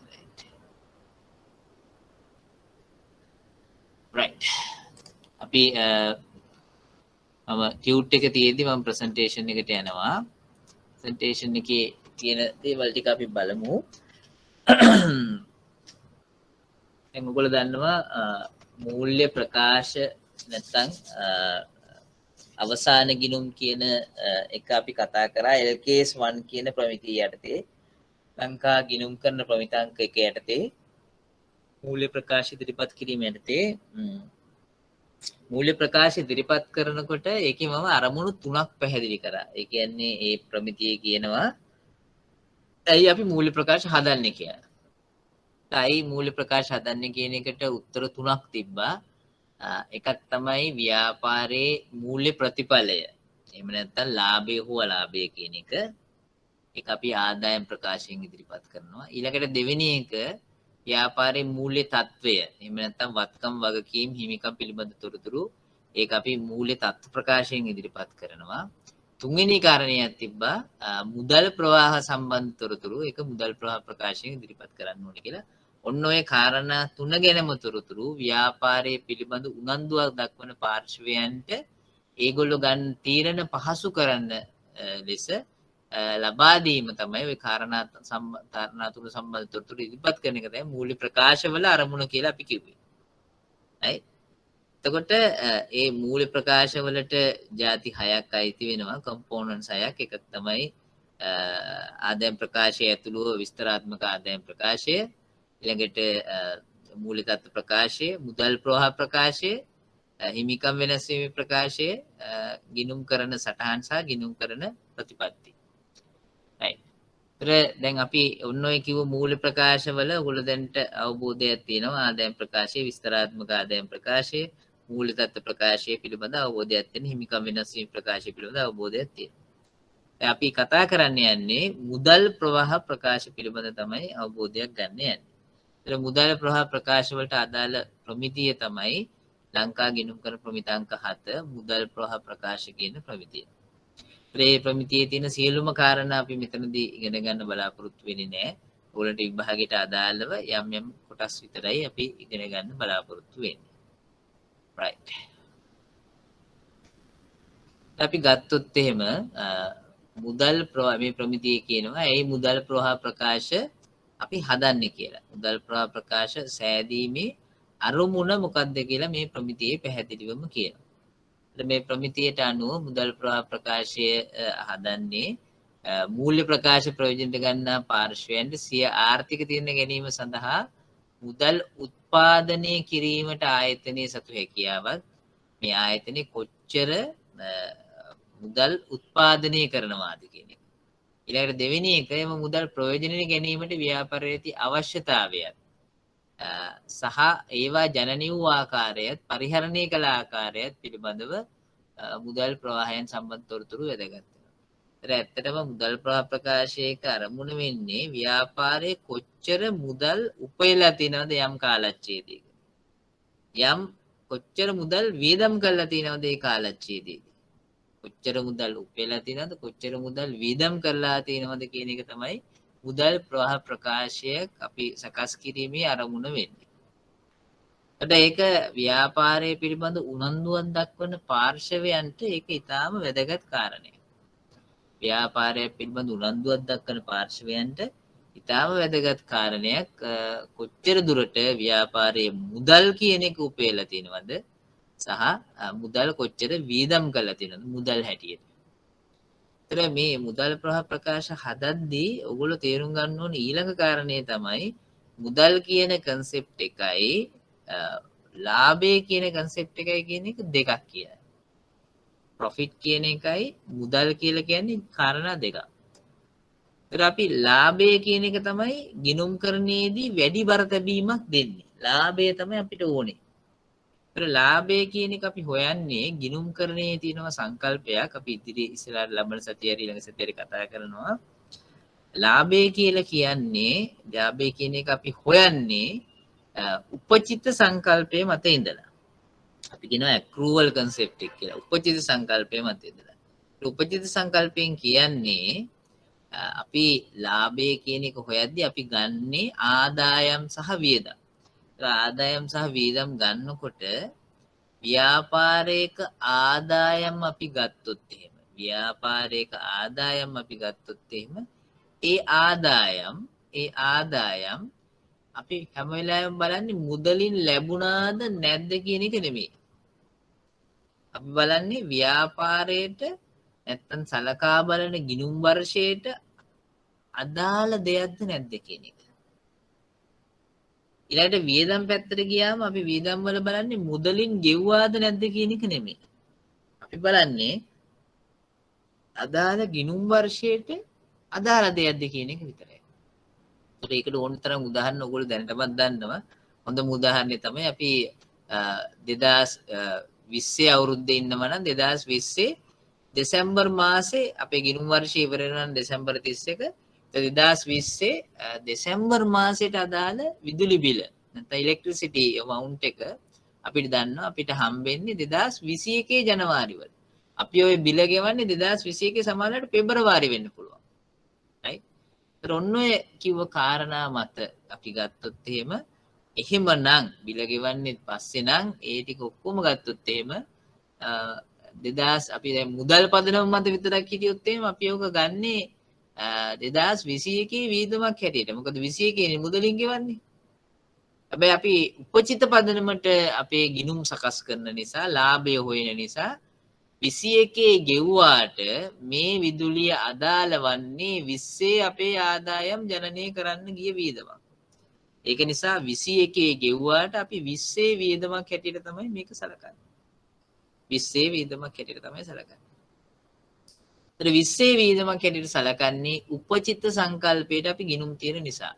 වර්ෂයට අදාළ නම් මුදලින් හෝ ගෙව්වා හෝ මුදලින් ලැබුණා කියන එක පැහැර කරලා වර්ෂයට අදාළද කියන එක තමයි අපි ගන්න. එතකොට විදුලි වියදම වර්ෂයට අදාළයි. 20 කියන වර්ෂයට අදාළයි. 21ට අදාළ නැහැ.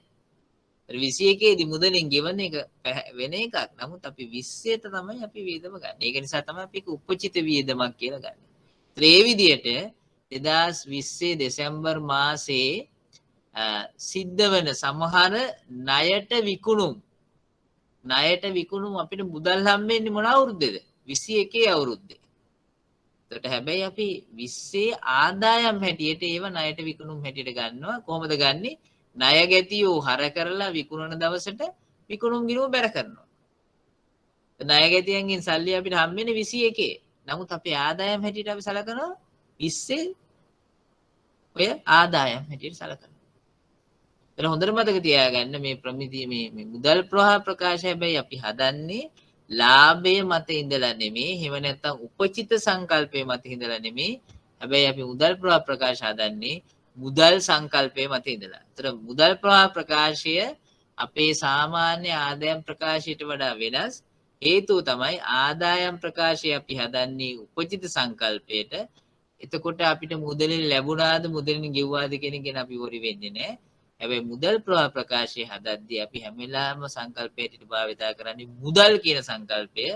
ඒකෙදි අපිට මුදලින් ලැබුණාද මුදලින් ගෙව්වාද කියන එක විතරයි අපි වොරි වෙන්නේ.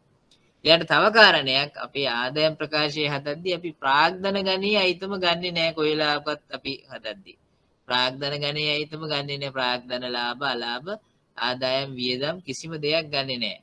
හැබැයි මුදල් ප්‍රවාහ ප්‍රකාශ හදද්දී එහෙම ભેදයක් නැහැ. ප්‍රාග්ධන අයිතමද මේවා සාමාන්‍ය අයබාර අයිතමද කියලා මුදලින් ගෙවලා තියෙනවා නම් මුදලින් ලැබිලා තියෙනවා නම් ඒ සියලුම දේවල් මුදල් ප්‍රවාහ ප්‍රකාශයේ කොටස් හැටියට සලකනවා. ඊළඟට තව අයිතම જાතියක් අපේ ලාභය හොයද්දී ගන්නවා. හැබැයි මුදල් ප්‍රවාහ ප්‍රකාශ හොයද්දී ගන්නෙ නැහැ. මොනවාද ඒ අයිතම જાතිය? ඒ තමයි මුදල් සම්බන්ධයක් නැති අයිතම. හේතු හොඳම උදාහරණය තමයි ෂෙයා වීම. ඒ ෂෙයා වීම කියන අයිතමය ගත්තාම අපි කාට හරි එන්නේ කියලා මෙන්න මේ අවුරුද්දේ ෂෙයා මෙච්චරයි කියලා මුදලින් ගෙවීමක් කරන්නේ නැහැ. හැබැයි ඔයගොල්ලෝ දන්නවා ෂෙයා වීම කියන එක අපේ ලාභය හොයද්දී අපි ගන්නවා. ආදායම් ප්‍රකාශය හොයද්දී ගන්නවා. right? හැබැයි මුදල් ප්‍රවාහ ප්‍රකාශය හොයද්දී ඒ වගේ මුදලින් නොවන කිසිම වියදමක් ඒවා අපි ගන්නෙ නැහැ. තව උදාහරණයක් කියන්න පුළුවන් අඩමාන නැහැ ඌණ වෙන් කිරීම. ඒවා ලාභය හොයද්දී ගන්නවා මුදල් ප්‍රවාහ ප්‍රකාශය හොයද්දී ගන්නෙ නැහැ. right? එතකොට ලාභ ගිණුමයි මුදල් ප්‍රවාහ ප්‍රකාශයයි හොයද්දී ඒ දෙක අතර ගන්නේ concept දෙකකට ලාභ ගිණුම හදද්දී අපි ගන්නේ හැම වෙලාවෙම උපචිත සංකල්පයට අනුව වර්ෂයට අදාළද වර්ෂයට අදාළ නැද්ද මුදලින් ගෙව්වාද නැද්ද කියන එක සැලකිල්ලට ගන්නේ නැහැ. හැබැයි මුදල් ප්‍රවාහ ප්‍රකාශ හදද්දී අපි ගණන් හදන්නේ මුදල් සංකල්පය මත. එතෙන්දී අපිට වැදගත් වෙන්නේ මුදලින් ලැබුණාද මුදලින් ගෙව්වාද කියන එක විතරයි. right. ඔය ටිකත් ඔළුවේ තියාගෙන මේ ප්‍රමිතියේ තියෙන කාරණා ටික බලමු. පළවෙනි එක දැන් මම අරමුණ යම් ආකාරයකින් පැහැදිලි කරා. එතකොට දෙවෙනි පොයින්ට් එකේ මේක කියනවා මෙම ආර්ථික තීරණ ගැනීම සඳහා මුදල් සහ මුදල් වලට සමාන දෑ උත්පාදනය කිරීමේ හැකියාවත් එහා සම්බන්ධ නිශ්චිතභාවයත් යන කරුණු වැදගත් විය හැකියි. ඇත්තට මුදල් ප්‍රවාහ ප්‍රකාශයක් දිහා බැලුවාම අපිට මේ ආයතනයේ මුදල් ජනනය කිරීමේ හැකියාවත් පේනවා. ඒ ජනනය කරපු මුදල් කොහොමද වියදම් වුනේ කියන හැකියාවත් පේනවා. right?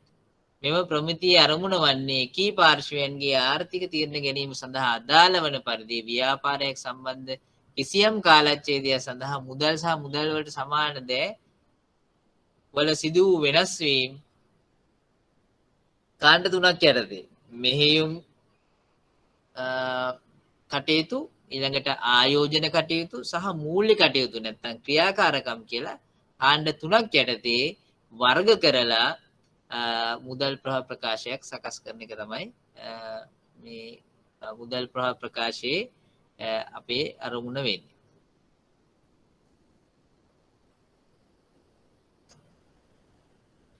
ඒත් ප්‍රධාන මුදල් ප්‍රවාහ කටයුතු නැත්නම් මුදල් ප්‍රවාහ අංශ තුනක් තියෙනවා.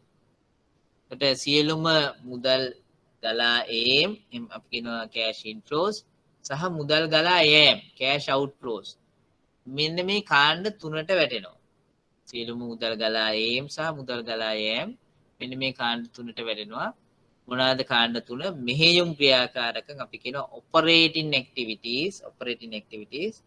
දෙවෙනි එක ආයෝජන ක්‍රියාකාරකම් අපි කියනවා investing activities කියලා.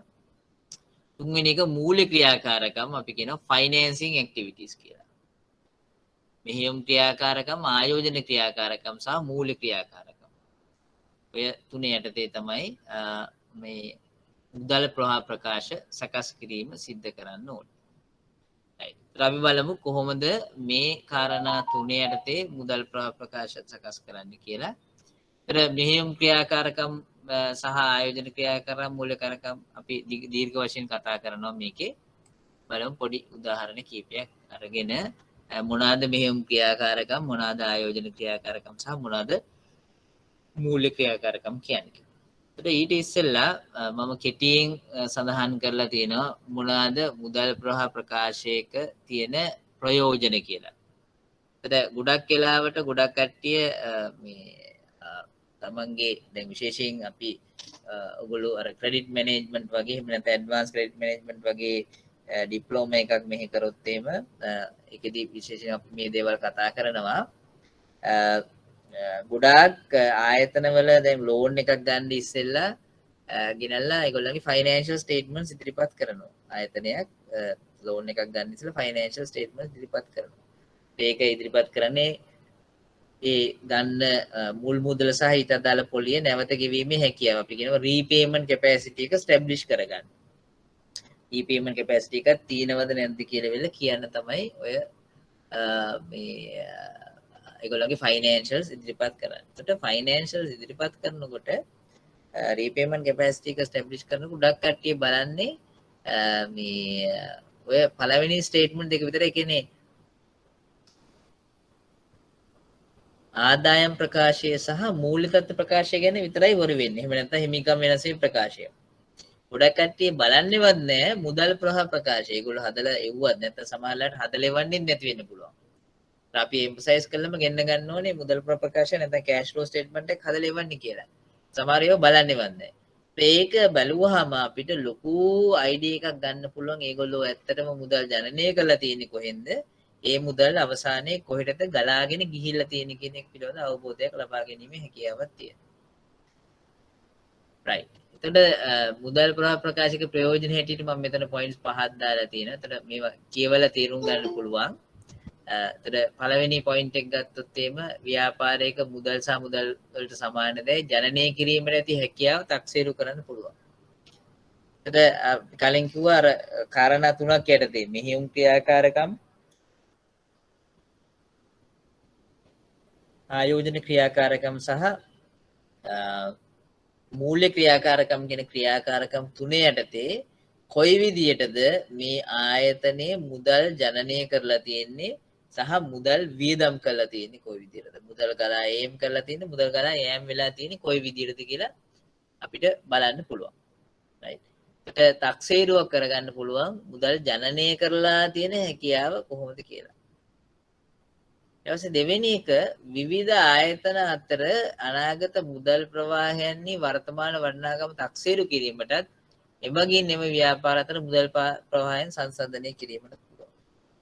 අපි ගාව තියෙනවා නම් කම්පිටිටර්ස් ලගේ data අපිට available නම් දැන් උදාහරණයකට බැංක් එකක් ගත්තාම බැංක් එකේම එකම ඉන්ඩස්ට්‍රි එකේ ඉන්න කස්ටමර්ස්ලා දෙන්නෙක් ඉන්න පුළුවන්. ඒකට ඒ දෙන්නගේ මුදල් ජනනය කිරීමේ හැකියාව සංසන්දනය කරන්න පුළුවන්. ඒ මුදල් වල අපිට දීලා තියෙනවා මෙන්න මේ දවසේ අපිට මේ සල්ලි හම්බෙනවා කියලා වර්තමානයේ ගණනය කරලා නැත්නම් present value calculation එකක් කරලා සංසන්දනය කිරීමක් කරන්න හැකියාව තියෙනවා. ඊළඟට අංක 3 අනෙකුත් මූල්‍ය ප්‍රකාශය කියන්නේ mainly ආදායම් ප්‍රකාශය සහ ශේෂ පත්‍රය සමග සම්බන්ධ කර භාවිතා කිරීමේදී ව්‍යාපාරයේ ලාභදායීත්වයේ සුද්ධවත්කම් වල වෙනස් වීම මූල්‍ය ව්‍යුහය මෙන්ම ද්‍රව්‍යශීලතාවය පිළිබඳ මන අවබෝධයක් ලබා ගැනීමේ හැකියාවක් තියෙනවා. ඇත්තටම මේ මුදල් ප්‍රකාශයක් හදන්නේ අපි බැලන්ස් ෂීට් එක සහ P&L එක බේස් කරගෙන තමයි මුදල් ප්‍රකාශය හදන්නේ. ඒතර ඒක අර අයිසොලේෂන් හැදෙන ડોකියුමන්ට් එකක් නෙමෙයි.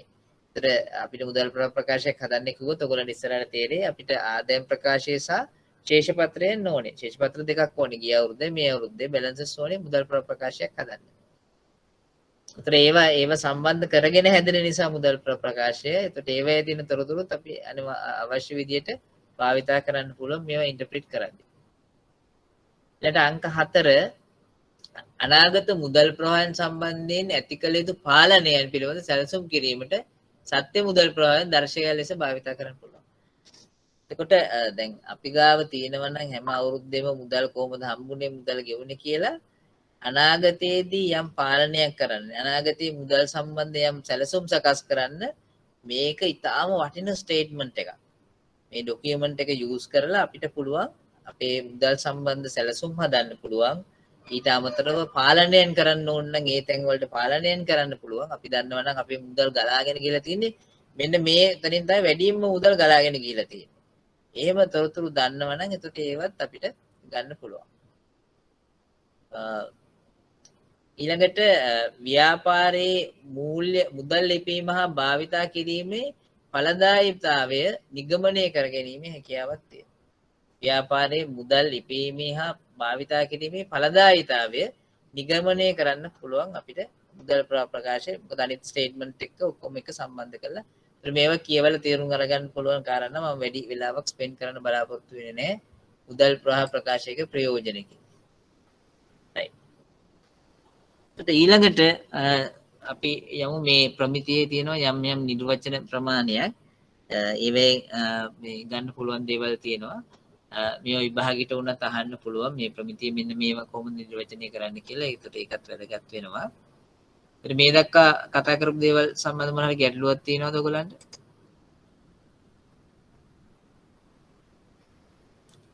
ගැටලුවක් තියෙනවා නම් අහන්න පුළුවන්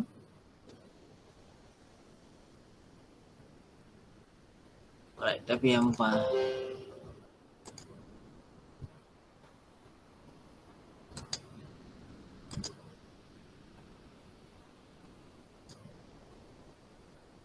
right නිර්වචනයන් වල මුලින්ම තියෙන්නේ මුදල් කියන එක නිර්වචනය කරලා තියෙනවා මේ ප්‍රමිතියේ මුදල් කියලා කියන්නේ අත් ඇති මුදල් බැංකු ශේෂය සහ ඉල්ලුම් තැන්පතු වලින් සමන්විත වෙනවා.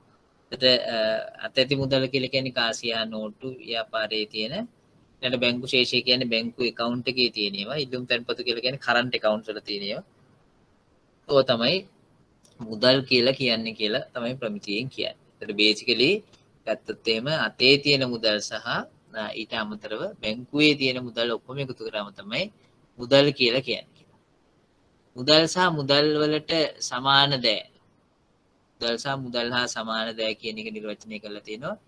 ඒකට මේක කියනවා ඊතා ඉහළ ද්‍රව්‍යශීලතාවයකින් යුතු. ඉහළ ද්‍රව්‍යශීලතාවය කියලා කියන්නේ ඉක්මනටම මුදල් බවට පත් කරගන්න පුළුවන් ඒවා.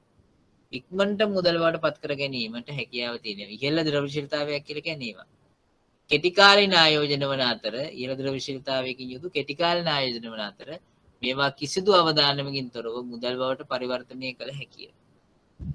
එතකොට අපි ගත්තොත් එහෙම අපි හිතමු මාස 3කට දාලා තියෙන ෆික්ස් ඩිපොසිට් එක ඉක්මනට මුදල් බවට පරිවර්තනය කරන්න පුළුවන්.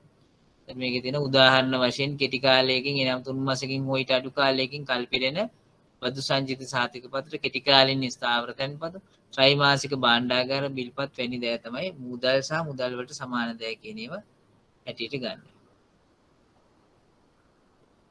ඒකට ඊළඟට අංක 3 යටතේ තියෙනවා මුදල් ප්‍රවාහයන් කියලා කියන්නේ මොනවද කියලා. මුදල් ප්‍රවාහයන් ප්‍රධාන කොටස් දෙකයි. එකක් තමයි මුදල් ගලායෑම. දෙවෙනි එක තමයි මුදල් ගලා යෑම. inflows and outflows.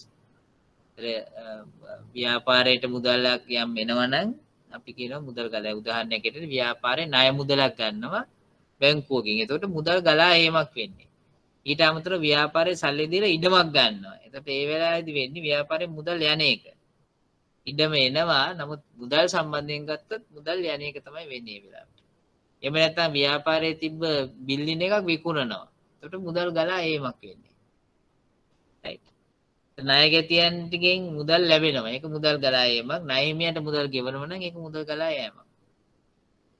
right. ඒතර මුදල් ප්‍රවාහයන් කියන්නේ ව්‍යාපාරයේ තුලට මුදල් ගෙනීම එහෙම නැත්නම් ඉන්ෆ්ලෝස් සහ ව්‍යාපාරයෙන් පිටතට මුදල් ගලා යන ඒවා ඔය ඔක්කොටම තමයි කියලා කියන්නේ මුදල් ප්‍රවාහයන් කියලා. ඒතර මුදල් ප්‍රවාහයන් ප්‍රධාන කොටස් දෙකයි. එකක් තමයි මුදල් ගලා ඒම සහ මුදල් ගලා යෑම.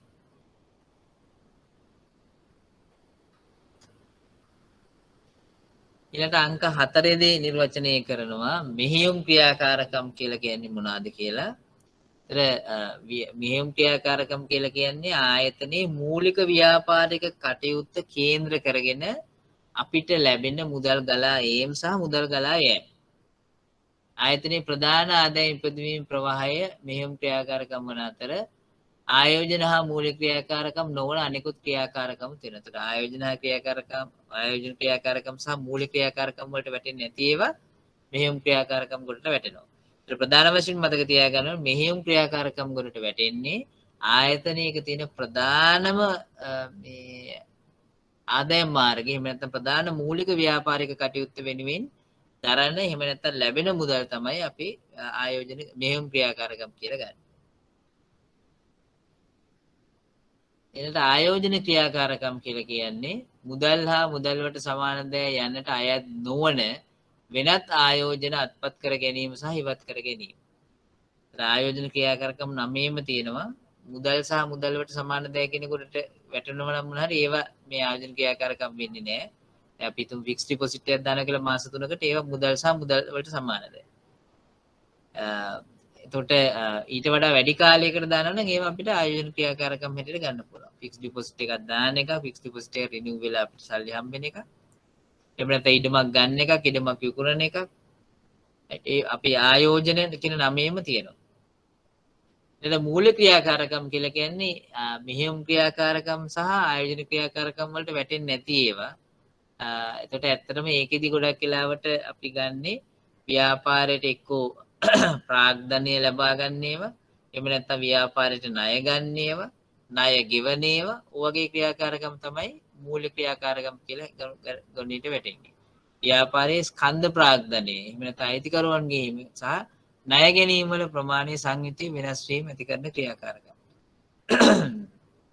ඒකට අදාළ මුදල් ගලා යෑම අපි මූලික ක්‍රියාකාරකම් කියන කොටට වැටෙනවා.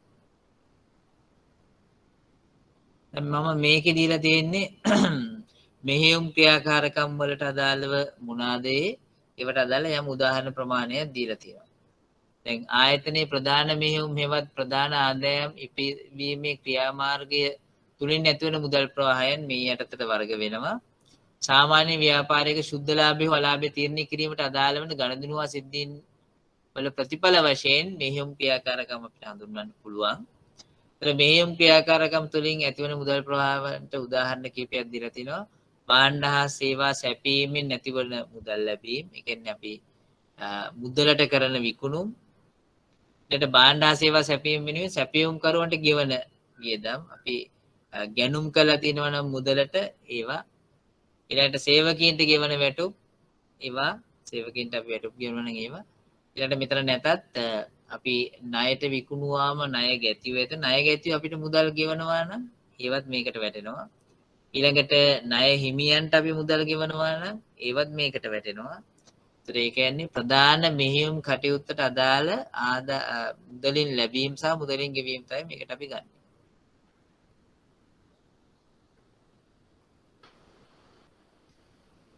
right ඊළඟට ආයෝජන ක්‍රියාකාරකම් ගත්තාම අනාගත ආදායම් මගින් මුදල් ප්‍රවාහයන් උත්පාදනය කිරීමේ අපේක්ෂාවෙන් වර්තමානයේ සම්පත් පරිහරණය තුළින් ආයෝජන ජනිත වෙනවා. කියන්නේ ආයෝජනයක් අපි කරන්නේ අනාගතයේ මුදල් ලැබෙයි කියන අපේක්ෂාවෙන්. මෙම ආයෝජන වෙනුවෙන් ආයතනයේ වෙන් කරන මුදල් ප්‍රවාහන කොතරම් වේද යන්න පිළිබඳ මුදල් ප්‍රවාහ ප්‍රකාශය තුළ වෙනම අනාවරණය කිරීම ගිණුම් වාර්තා පරිශීලනය කරන්නන්ට වැදගත් වෙනවා. ගිණුම් වාර්තා බලන කට්ටියට වැදගත් වෙනවා කොච්චර ආයෝජන වෙනුවෙන් අපි මුදල් වෙන් කරලා තියෙනවද නැද්ද කියන එක. අනාගත ව්‍යාපාර අභිවෘද්ධිය සඳහා ආයතනයක් විසින් ආයෝජන කරනු ලැබේ. right ආයෝජන ක්‍රියාකාරකම් සඳහා උදාහරණ ලෙස පහත දැක්විය හැකිය. පහත දේවල් කියන්න පුළුවන් ආයෝජන වලට උදාහරණ හැටියට. එක දේපල පිරියත උපකරණ එහෙම නැත්නම් අස්පෘශ්‍ය වත්කම් අනෙකුත් දිගු කාලින වත්කම් අත්පත් කර ගැනීම ගොඩනැංවීමට දරනු ලබන පිළිවෙල. අපි ඉඩමක් ගන්නවා නම්, බිල්ඩින් එකක් ගන්නවා නම්, මැෂින්ස් ගන්නවා නම්, ඕවා තමයි ආයෝජන ක්‍රියාකාරකම් හැටියට අපිට දාන්න පුළුවන් වෙන්නේ. ඒ වගේම අනිත් පැත්තෙන් දේපල, උපකරණ, අස්පෘශ්‍යවත්කම් සහ අනිකුත් වත්කම් විකිණීමෙන් ලැබෙන මුදල්. ඒවා විකුණලත් අපිට ගාණක් හම්බෙනවා. ඒවත් ආයෝජන ක්‍රියාකාරකම් හැටියට ගන්න පුළුවන්. ඊළඟට ඊට අමතරව වෙනත් ව්‍යාපාරවල අපි කොටස් ආයෝජනය කරනවා නම් එහෙම නැත්නම් ඩිබෙන්චර්ස් වල ඉන්වෙස්ට් කරනවා නම් ඒවත් අපේ ආයෝජන ක්‍රියාකාරකම් වල කොටසක් හැටියට සලකන්න පුළුවන්. මම හිතනවා මේවා කියවනකොට ඔයගොල්ලන්ට නිකම්ම තේරෙනවා කියලා මේ වැඩි එක්ස්ප්ලেইন කිරීමේ අවශ්‍යතාවයක් නැහැ.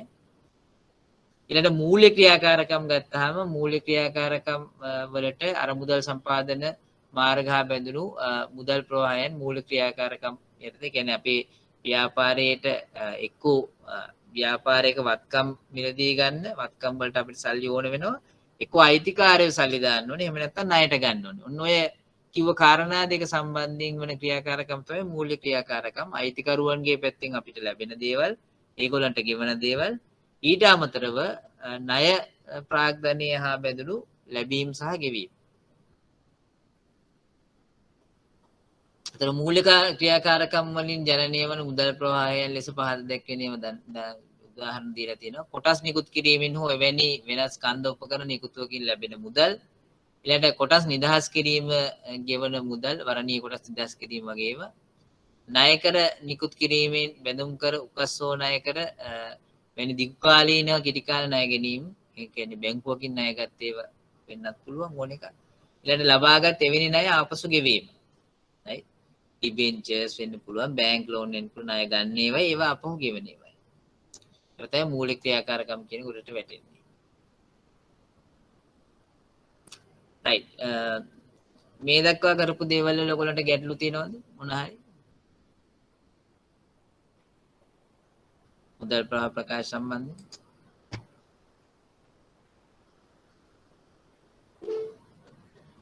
right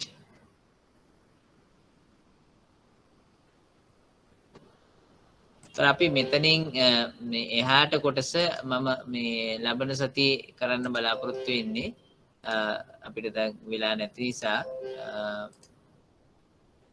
මෙතෙන් එහාට මුදල් ප්‍රකාශ සකස් කරන ක්‍රම හැටියට තියෙනවා සෘජු ක්‍රමයේ වර්ග ක්‍රමයයි ඒකට අදාළ කොහොමද ෆෝමැට්ස් ඒ ටික පොඩ්ඩක් කතා කරන්න තියෙනවා ප්‍රධාන ක්‍රම දෙකක් තියෙනවා එතකොට ඊට අමතරව අපි ලබන සතියේ ගණන් හදනවා 18 මාර්තු ගාන තියෙනවා ඒ ගාන අපි හදන්න බලාපොරොත්තු වෙනවා තව තියෙන ගානක් තියෙනවා ඒවත් අපි හදන්න බලාපොරොත්තු වෙනවා එතකොට අපි ලබන සතියේ නම් හම්බෙමු right okay